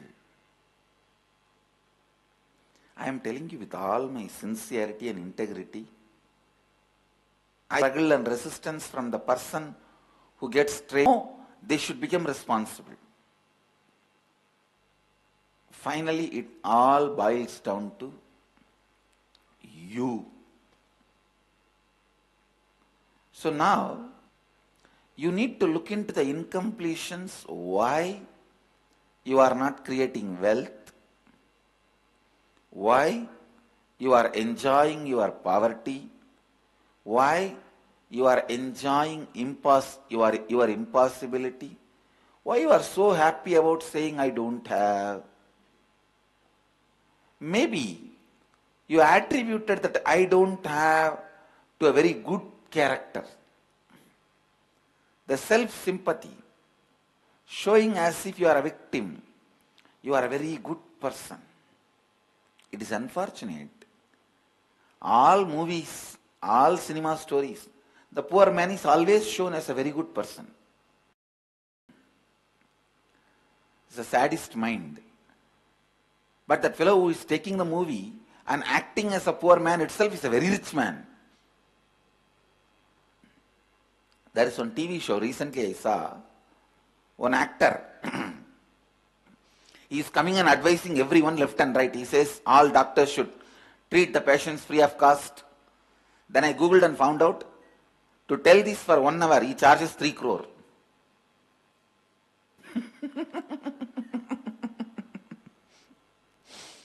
To tell doctors should treat the patients free of cost, what he does? He charges 3 crores. And these fellows who act as a poor person, very good person, they themselves are very rich. Attributing goodness to poverty is the way society exploits you. Poverty is not cute, be very clear. And poverty is not the way God wants you to live, be very clear. He neither wants you to be rich, nor he wants you to be poor. He just wants you to be authentic to what you are. If you want to do some big work, and for that you need money, he blesses tatastu. You feel, no, I don't want to touch money. I want to be a great sadhu. I don't want to associate money with my security. Then Bhagavan says, Mahadeva says, tatastu. Then you say, no, I don't want money for my security, but I wanted to handle money to enrich the world, like our sadhus. They do not own anything, but they handle the whole world. They handle the whole world, they do not own anything. My Swamis are the Swamis who handle all currencies of all the world, all the country. All available currencies they know, but they don't own a single penny.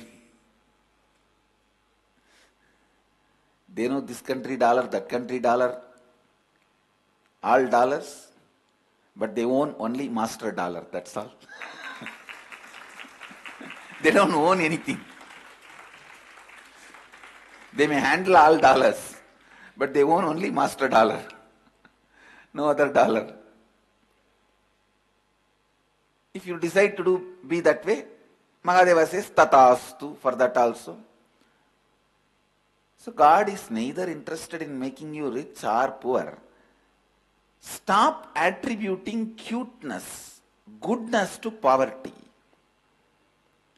Mentally, stop attributing poverty as your greatness. No, it should not be. If you are cherishing poverty as a greatness inside you, you will never ever sincerely try. You will never ever be sincerely interested in generating the wealth. It may look very superstitious if I make this statement, but the brains which think this statement is superstitious, those brains are very superficial. If your brain is superficial, whatever statement I make will look superstitious. if your brain has little depth, whatever statement I make, you will understand it is not superstitious, it is superconscious. I am telling you, neither have goodness attributed to poverty, nor have badness attributed to poverty. Decide very clearly what you want to do in your life. And for that, do you need wealth or not? I have decided very clearly I wanted to enrich people in my life. Means making them understand and experience signs of enlightenment. So for this, what kind of a lifestyle I want, what kind of a wealth I want, I am very clear. So I neither feel poverty is good, nor feel poverty is bad. Because if you see my personal life, I am the poorest person. I don't even have a single penny. The wealth I own is zero, and my yearly income is zero. I should not even say zero, minus, because I work so many hours and don't get anything. I do not have anything. I do not own anything. And already I made a bylaw.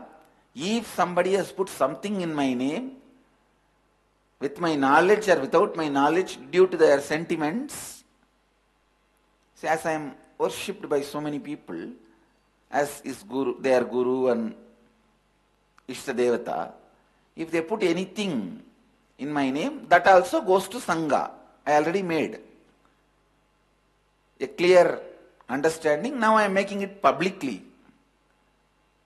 Anything given to me directly or indirectly goes to Sangha. I don't own anything. The people of the Sangha has the right over everything. They also have a right only to use that to enrich the world.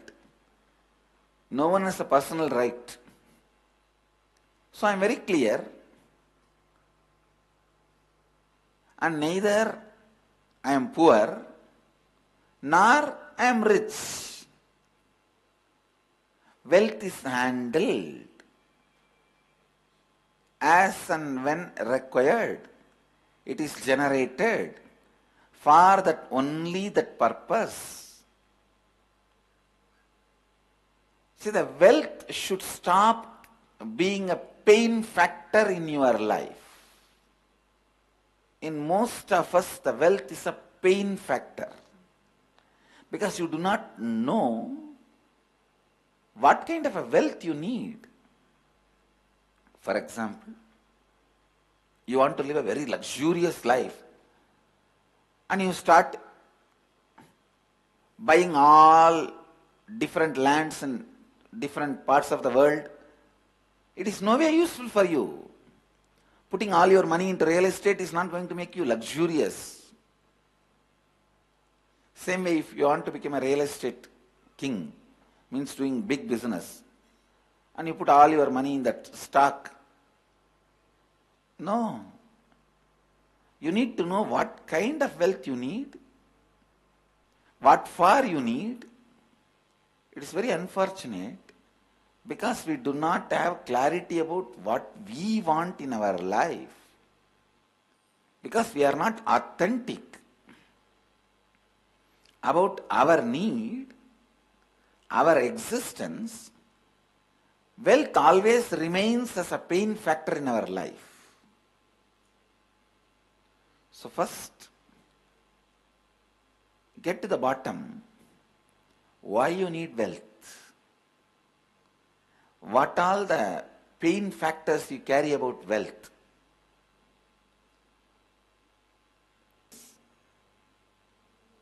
In tomorrow's satsang, an answer we will start that process also. I bless you all. Let you all radiate with integrity, authenticity, responsibility, enriching and causing eternal bliss. Nityananda. Thank you. Nityananda Dhyanapeetham, Nityananda Nagar, off Mysore Road, Bidadi, Bengaluru.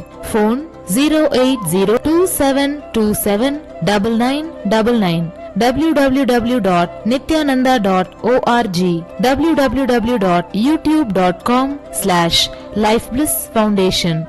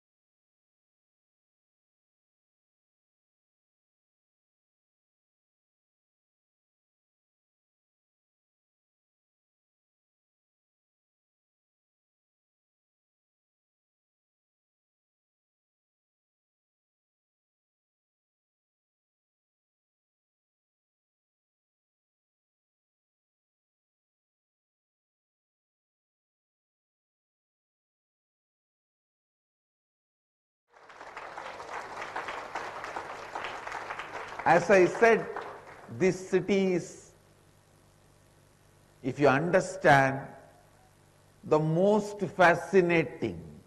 Please understand, this city is literally cosmos. If you understand, you will find such a great order in the chaos. If you don't, you will find chaos, so much of chaos in everything. The person who understands, for them, this city is most fascinating. If you don't understand, this will be most frustrating. Just like life. Just like life. If you understand, most fascinating. If not, most frustrating. Varanasi, Anandavana is just mirror Mahadeva shows to you.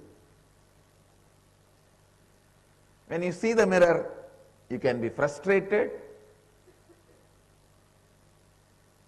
you can plan for your threading and makeup, or you can do completion. It's all up to you. Varanasi is the mirror Mahadeva shows to you. If you understand, this is the most fascinating city, if not most frustrating city. Here,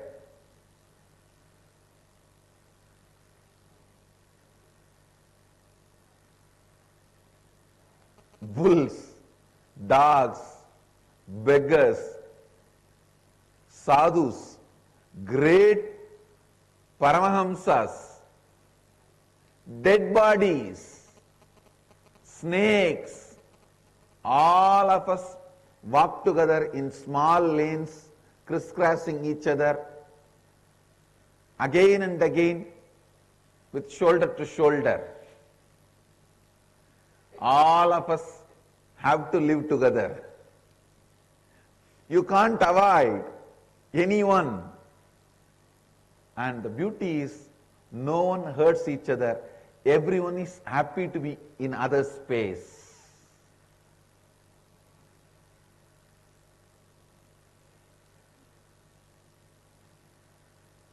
I tell you, I never had even one thought, this city is dirty or too congested. Never ever had one thought.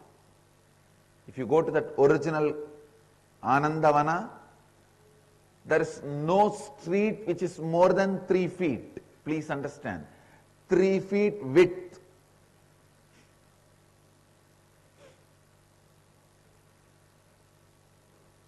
Actually, I was contemplating, why?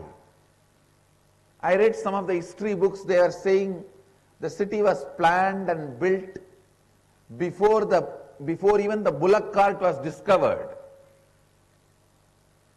But I was not ready to believe that. I consciously scanned the Akashic records. I tell you, Kalabhairava revealed very clearly, now whatever we are using as a road is just drainage. The city was created for the people who had naturally the ability of flying. So we never bothered to create roads. That was the response from Kalabhairava. We never had roads because we never had people who were walking. Originally, when the city was formed, it was not planned for the people who were walking on the ground. It was planned for the rishis, Gandharvas, Kinnara, Kimburuda, Gana, Ganadhyas, who were naturally flying, who had the power of levitation and flying, They were living here, so we never had the need for road.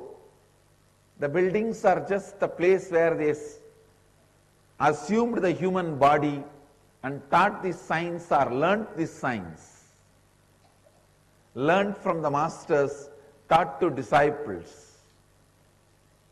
So this was the oldest city, oldest university, oldest hospital and oldest monastery and what not.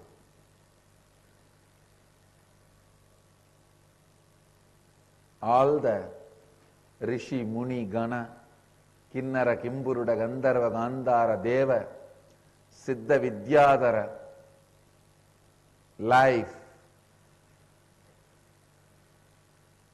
of Kashi, and on behalf of the very source itself, I welcome all of you to this sacred city.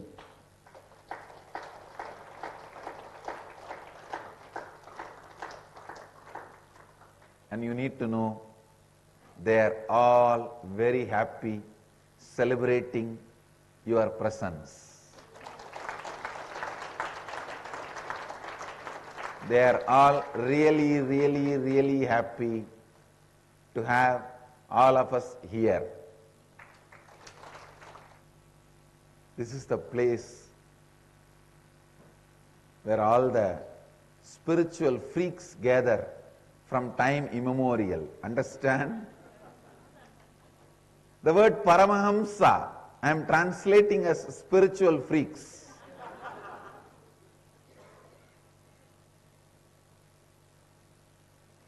You may think the word looks too low, but I tried, I could not find any other word in English. So I am okay with that word. From time immemorial, sadhus, nahas, siddhas, paramahamsas gather to celebrate life and celebrate death. Here, life is liberation, death is celebration.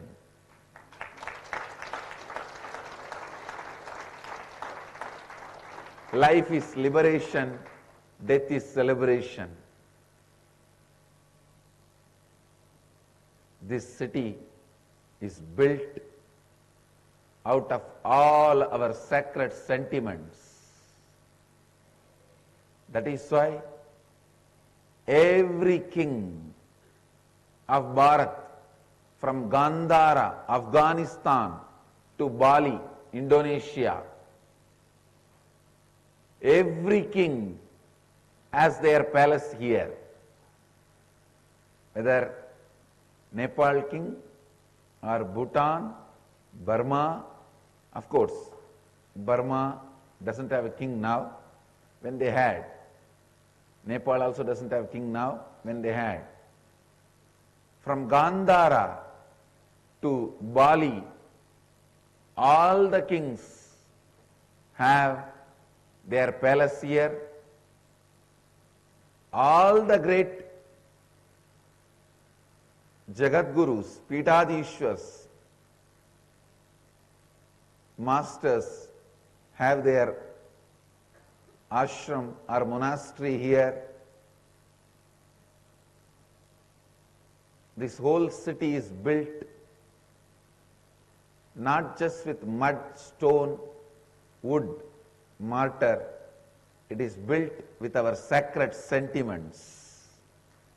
That is why Ramakrishna says this city is golden city, because all our sacred sentiments are filled and this city is built.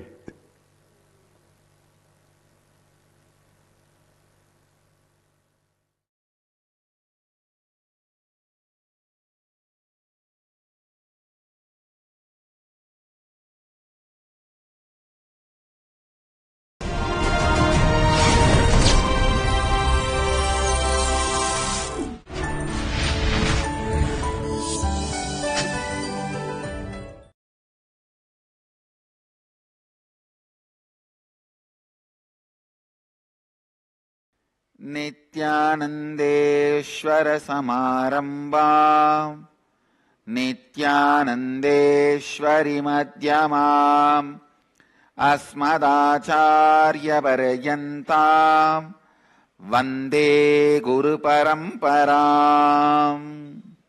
I welcome all the devotees, disciples, Samajis, Satsangis, Srimahans, Mahans, Tanedar, Kotari, visitors, viewers, sitting with us all over the world through Nityananda TV, Sadhana TV, two-way video conferencing, having Nayana Diksha, sitting with us in two-way video conferencing, having Nayana Diksha, Toronto Adinam, Kuala Lumpur Adinam, Vancouver Adinam, Phoenix Adinam, Melbourne Adinam, Vancouver, Canada, Ohio Adinam, Seattle Adinam, Guadalupe Adinam, Oklahoma Adinam, San Jose Adinam, Phoenix Adinam, China, Montclair, Singapore 2, Warrington, UK, Doncaster, UK, Hyderabad Adinam, Dubai Adinam, Bangalore North, London Southwest, Kanyakumari, Los Angeles, Sherman Oaks,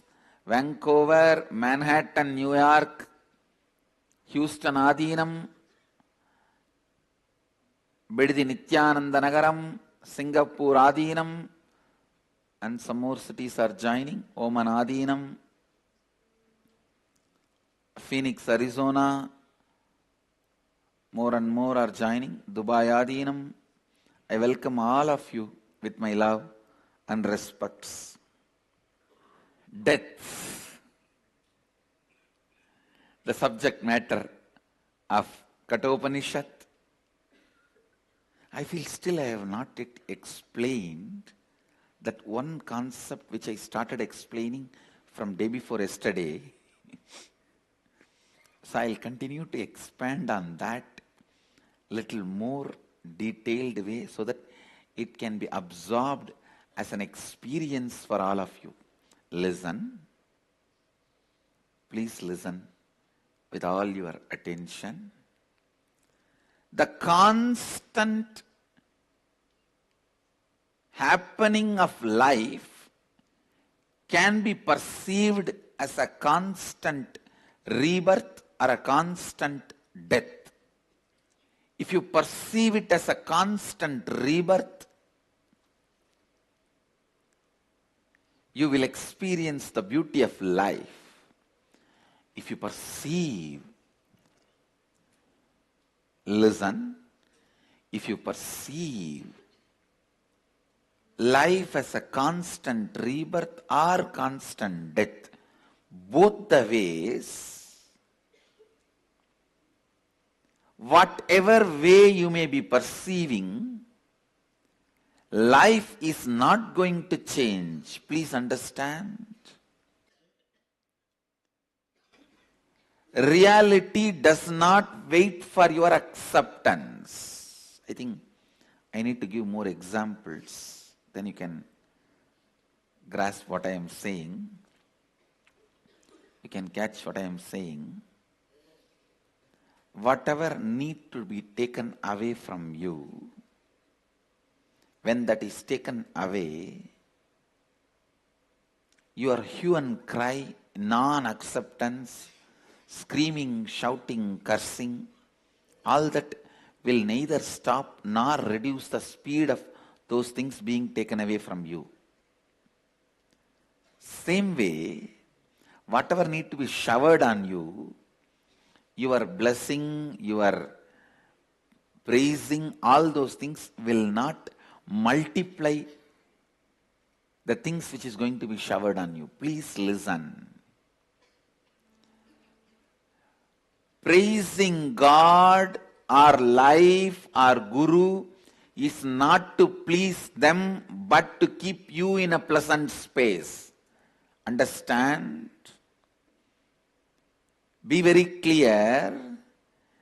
Praising God or Guru or life is not to please them, but for you to be pleasant. Never ever think you can bribe Mahadeva. No. If you are in the mood of praising them, you will be in the pleasant space.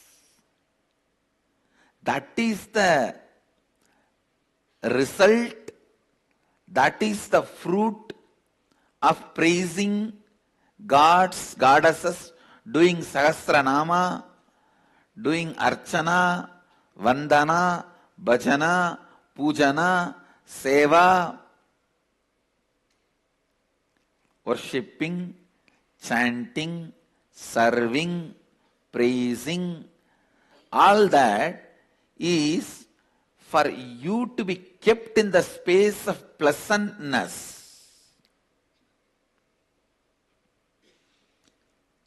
Bribing Mahadeva is not possible. Listen, no bribing is going to work. You can't bribe him. You can't bribe him. I want every one of you to do this homework today. Sitting with yourself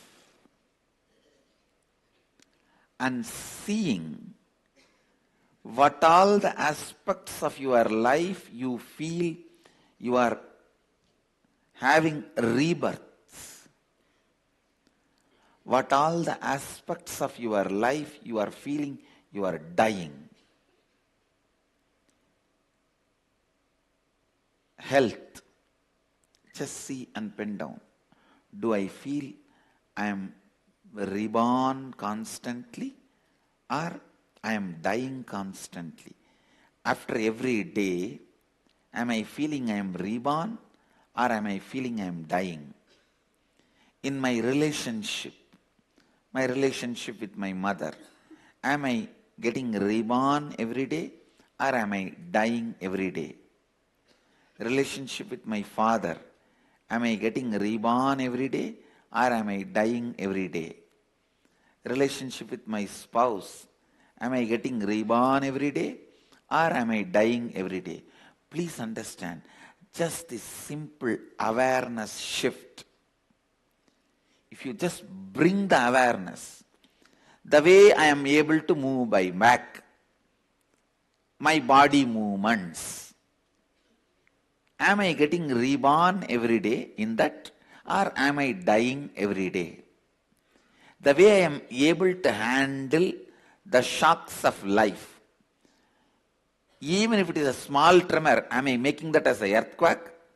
Or even if it is an earthquake, am I just standing like Pashupatinath?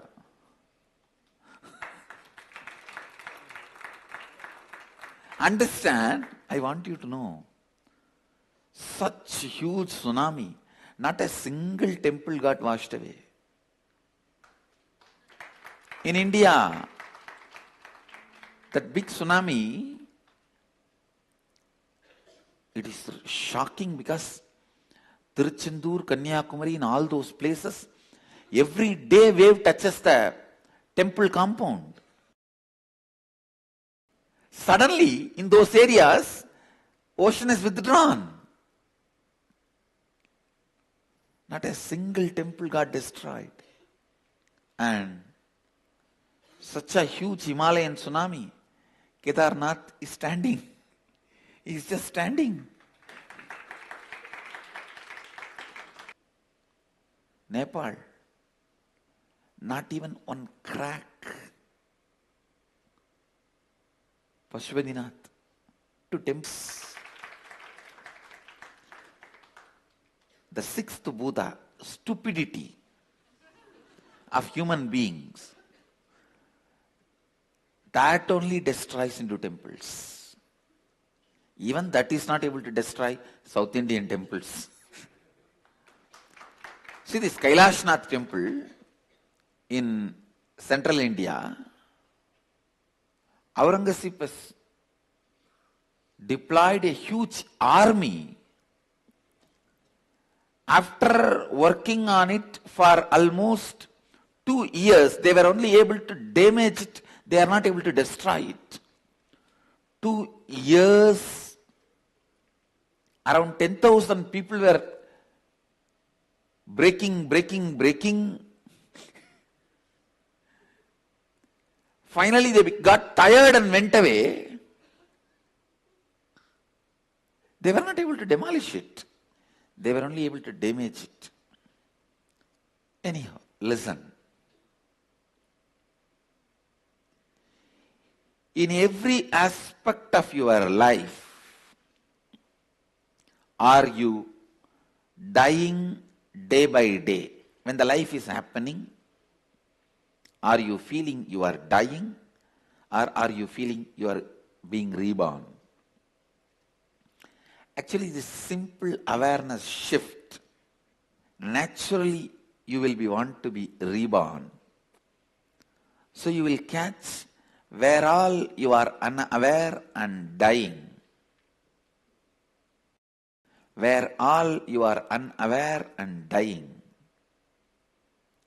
And you will see automatically you plan for constantly being reborn. Please understand, this planning to be reborn will make you reinvent yourself. This ability to reinvent yourself in every aspect of life, the ability to reinvent yourself, I can say final prasada, result, gift, the essence of this Kathopanishad is awakening your ability to reborn and reinvent yourself. That's all. Please understand. Yamadharma is talking about death, revealing at least 20 sacred secrets about life and death. But final essence, the final result, the last word of Yamadharma from the Kathopanishad is awaken your ability to reinvent yourself. Awaken your ability to reinvent yourself. Life itself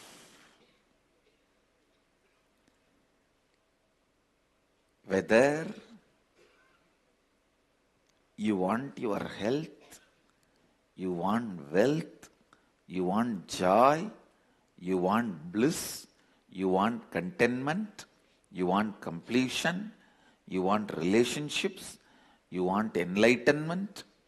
Life itself, it is just the science of reinventing yourself. If you know how to reinvent yourself in the same body, you will know how to reinvent yourself when you leave the body also. Ability to reinvent yourself even when you leave the body is conscious birth.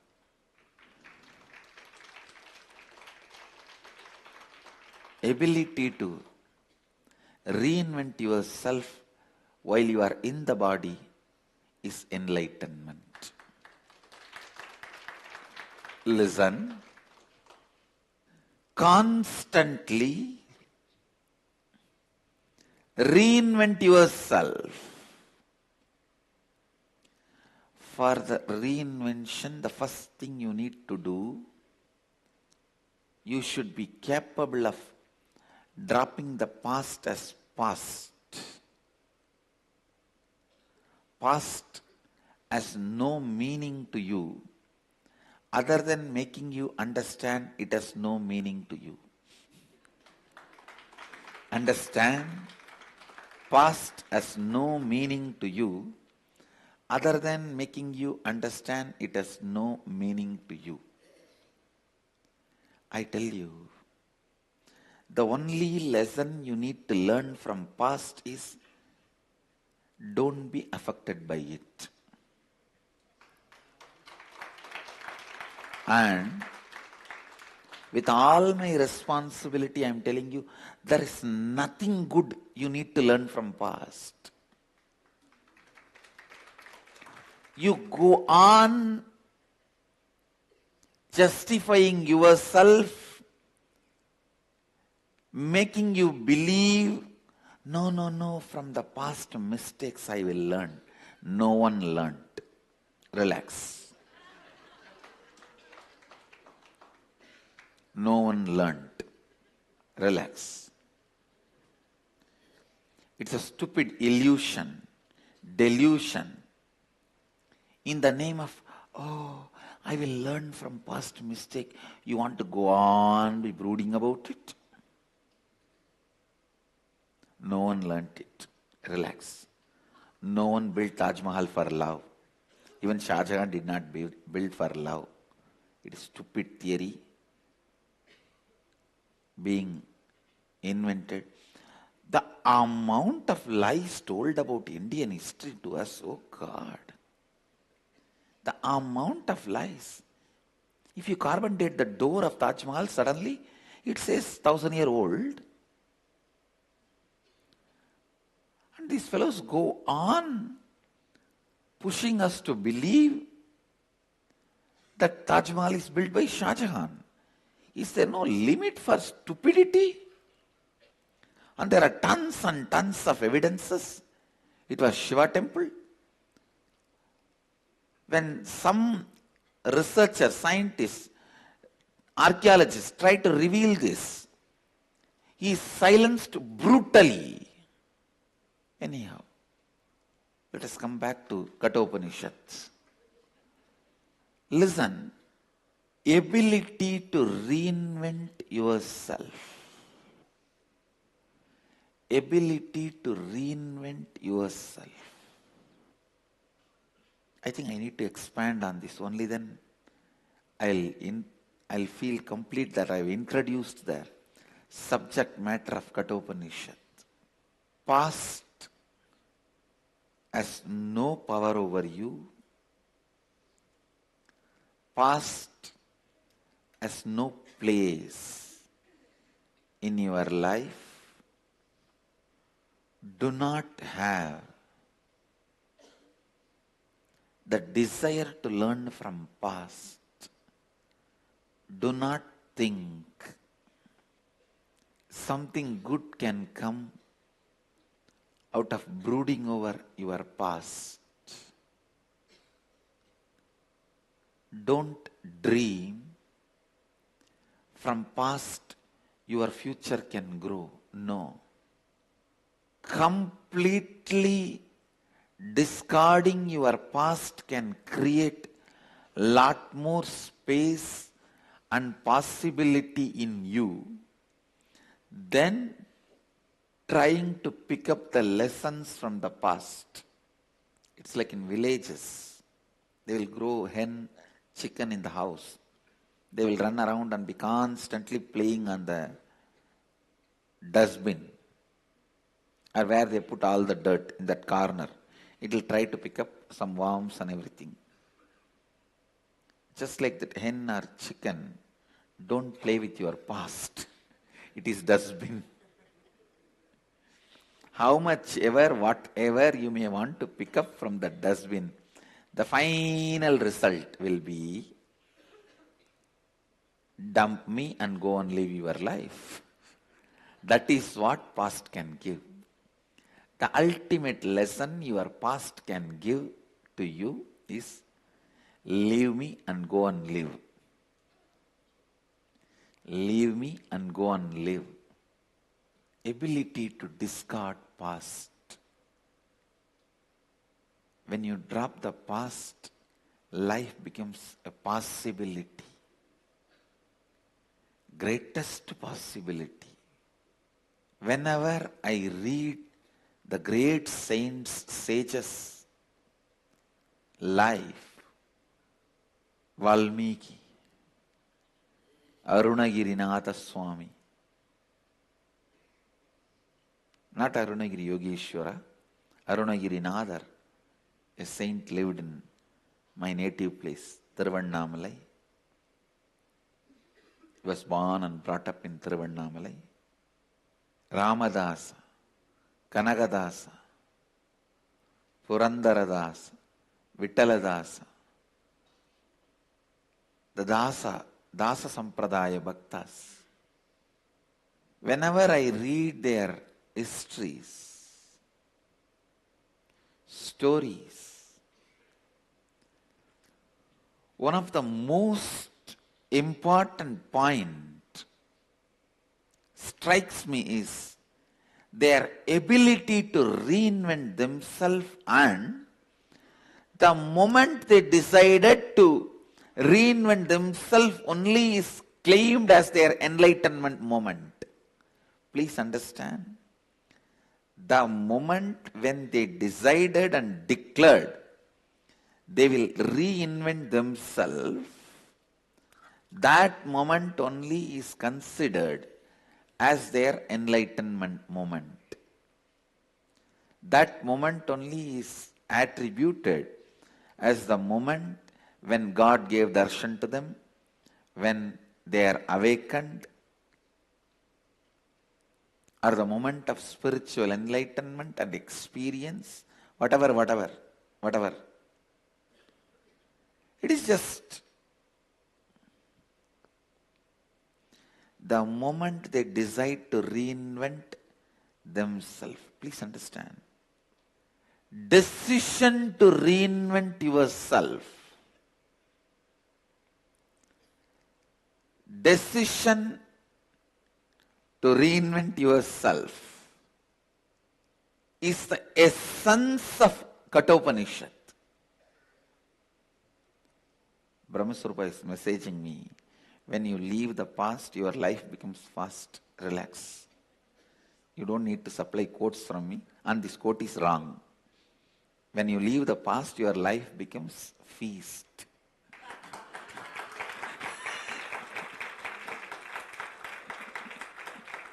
Not fast.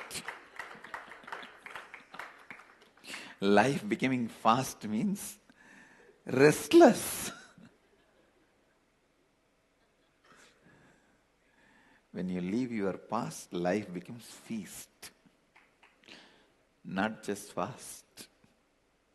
Good. I have not become that poor where Brahmaswarupa can give me quotations.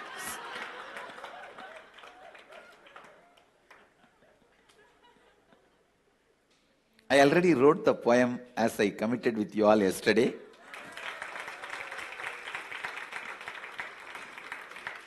See, it has come out in the style, that my spontaneous style, how I sang a few days before in satsang about the love of Mahadeva, love current of Mahadeva.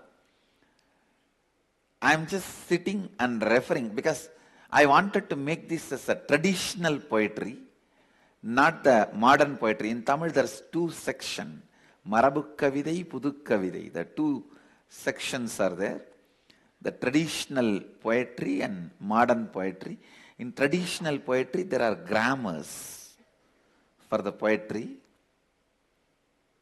My spontaneous expression, I do not know how much it has aligned to the grammar, so I'll take few days to align them to the grammar, because I used to,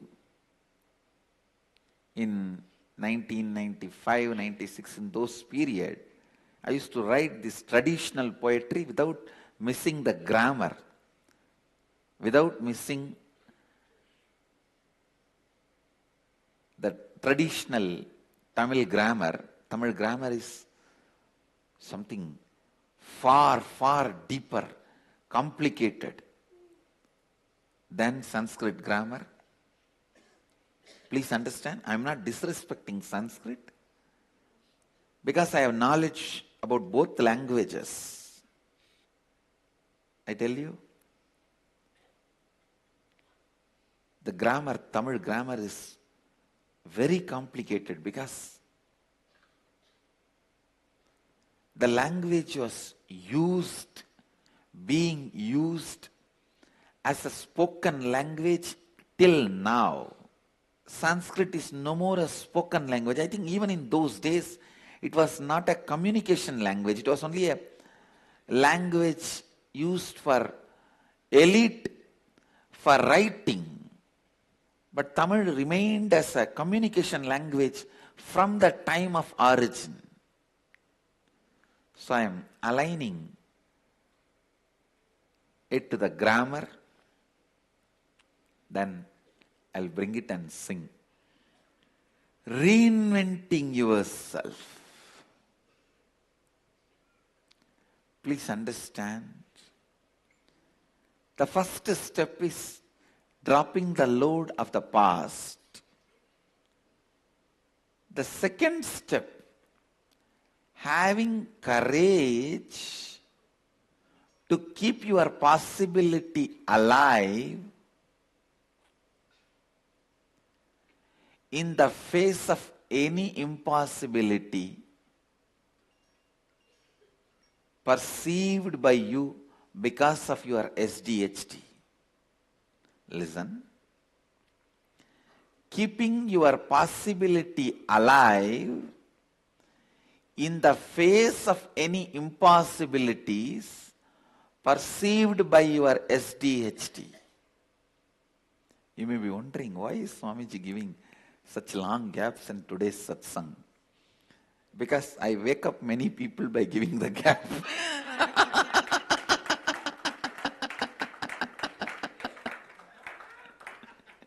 It almost becomes lullaby for people if I am talking in my own tone and tune regularly.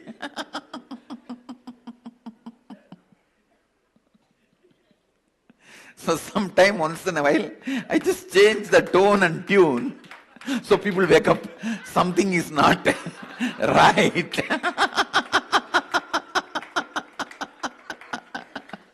No, what happened? What happened? What happened? Is satsang over and everybody... As people left Kalpadar Darshan over. Kalpadar Darshan over. Hey, you are on the train back to Bangalore.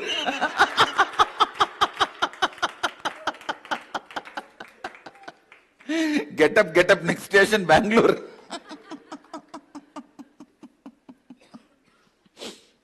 So, just to give a wake-up call. It is my subtle way of giving wake-up call, because directly giving wake-up call not only disrespects them, it disrespects me also, because I am talking in such a way that they are able to sleep.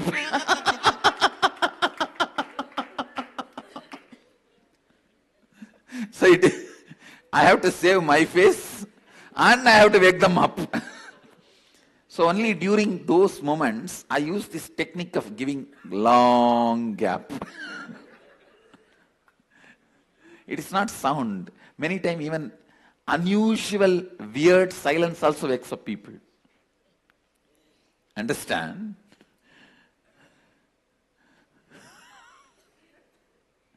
Most of the time you can see while you are sleeping in the night, if the AC machine gets switched off by the electricity disconnection or power goes and AC stops, it is not that immediately room became hot, you wake up. The moment the sound disappears, you wake up. How many of you experienced this? The unusual silence also wakes up people. That is what I was trying to do. It's not just Niramaya, it's...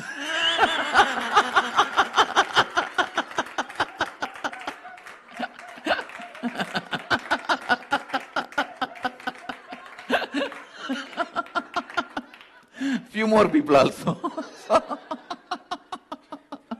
No, I didn't want to tell just one name. See, I think the space of Anandavana, people are in Ananda. ability to reinvent yourself. It is not necessary you need to live with the same current of thoughts or patterns. Please understand.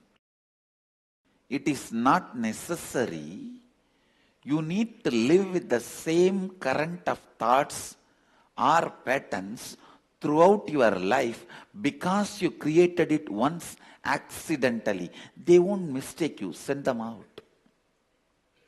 You think, oh, they are our guest. After all, they lived with me such a long time. How can I send them out? No. Not necessary. Whether you want to get rid of a simple addiction like smoking, or one of the most subtle addictions, the innate violence. Please understand. Yesterday in the last session, the night, I was explaining about innate violence. Because you missed the oneness, you have a deep anger and hatred towards unknown persons. It's like a FIR filed on unknown persons. Not just on one person or two person. Anybody who is seen, unseen by me.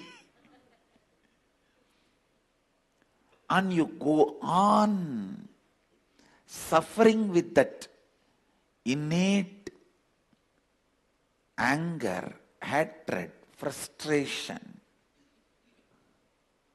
One good news I have for all of you. Patterns are matter. You can conquer them. They are not more powerful than you. Please understand. They are not more powerful than you. See, somebody who is interested only in money, for him, this silver stick, this may be more valuable than me. He will feel if I take this away, it will be more useful. If he takes me, what to do? He has to give food and very difficult to maintain.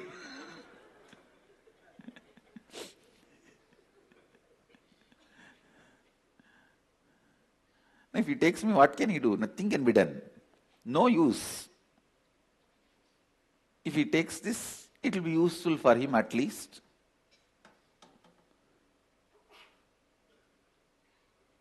For a person who is interested in money, for him, this may look more valuable than me, but in reality, this is not more valuable than me. Understand? Look into your life in every place. Look into your life in every place where stupidity, the matter, is being given so much of importance over the consciousness. You see inside. Actually, I tell you, your whole problem in the life is nothing more than a simple early morning laziness in the bed. Listen. See, early morning. In the bed, you are already awake, but you are feeling, oh, why not 10 more minutes? I know what is there. But if it is really, there is a flight, you won't miss. If there is a compulsion, you will not entertain that laziness. You will just jump out. The laziness is just, there is no compulsion, it's okay. All your suffering and ignorance and SDHD self-doubt, hatred, denial, all that is only because you think you have a freedom. Please listen. You have a free space to play. Something in your life makes you feel the urge is urgent. No, you can't play this game anymore. A disease or an accident or a breaking up of a relationship or something. Very strong root shock. You just wake up and decide to reinvent yourself.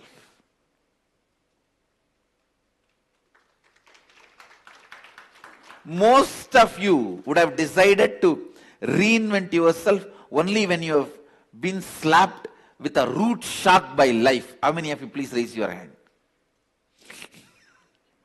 It's true. Root shock does not give you time to think. You have to decide to reinvent yourself. All the problems in your life is just cherishing that early morning laziness in the bed. That same attitude in everything in the life. I have to stop drinking. Okay, what is there now? Today this one glass, am I going to die or what? Alcohol is such, after one glass goes inside, you will forget that you thought what this one glass is going to do. Because after that goes inside, that starts drinking. Only the first glass you drink. Second glass, the first glass is drinking. And you are no more in control. Taking few minutes, organizing words and all that. After 3-4 hours, suddenly I got the courage. Come on, let me. That's all. Poetry. That is Andadi. That is Andadi. Listen. The simple laziness which you cherish, thinking things are not, is urgent. The moment you are born, looking into death is urgent. Because any is more powerful than any patterns or the matter. The great news I have is you just need to feel the urge into urgent. That's all.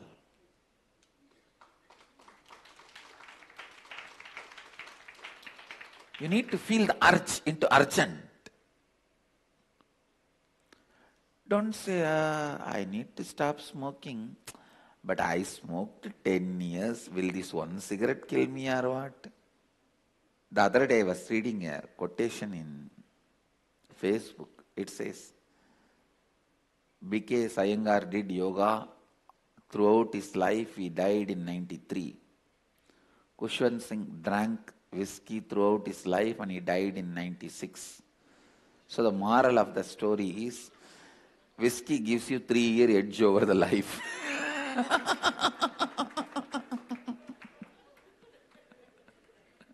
What a stupid theory people develop. No, the stupidity is when you are drunk, all this looks real.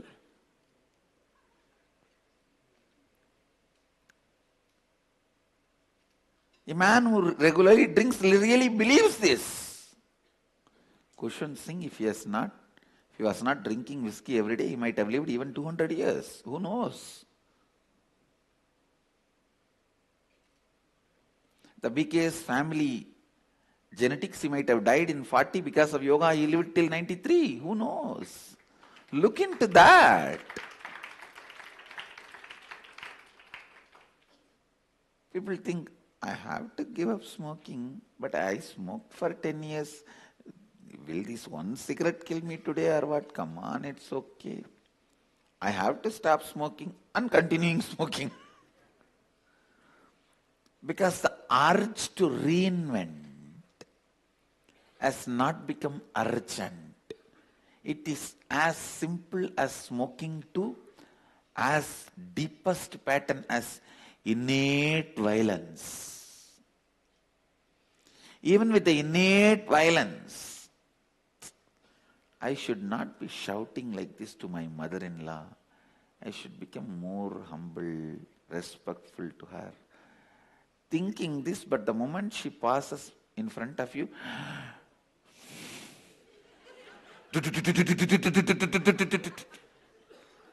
and after finishing, suddenly again you will remember, I thought I should speak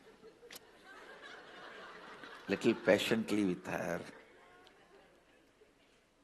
Please understand, all conscious human beings has urge to reinvent themselves. That's the good news. Only thing, it should become urgent. That's all. It should become urgent. I am not at all denying the existence of the urge, but the urge is supposed to become urgent. Reinvent yourself again and again and again. In Indian tradition, anyone who wants to be an enlightened being is asked to do Parivrajaka yatra, means changing the place every 3 days and travel. Why you know? Because when you go to new places, your ability to reinvent yourself will start flowering. I feel that you should spend little time. They cross 18, waiting for them to cross 18, because that is the way I am creating pretas everywhere. Because there you get the chance and possibility to reinvent yourself with a new group of people. Because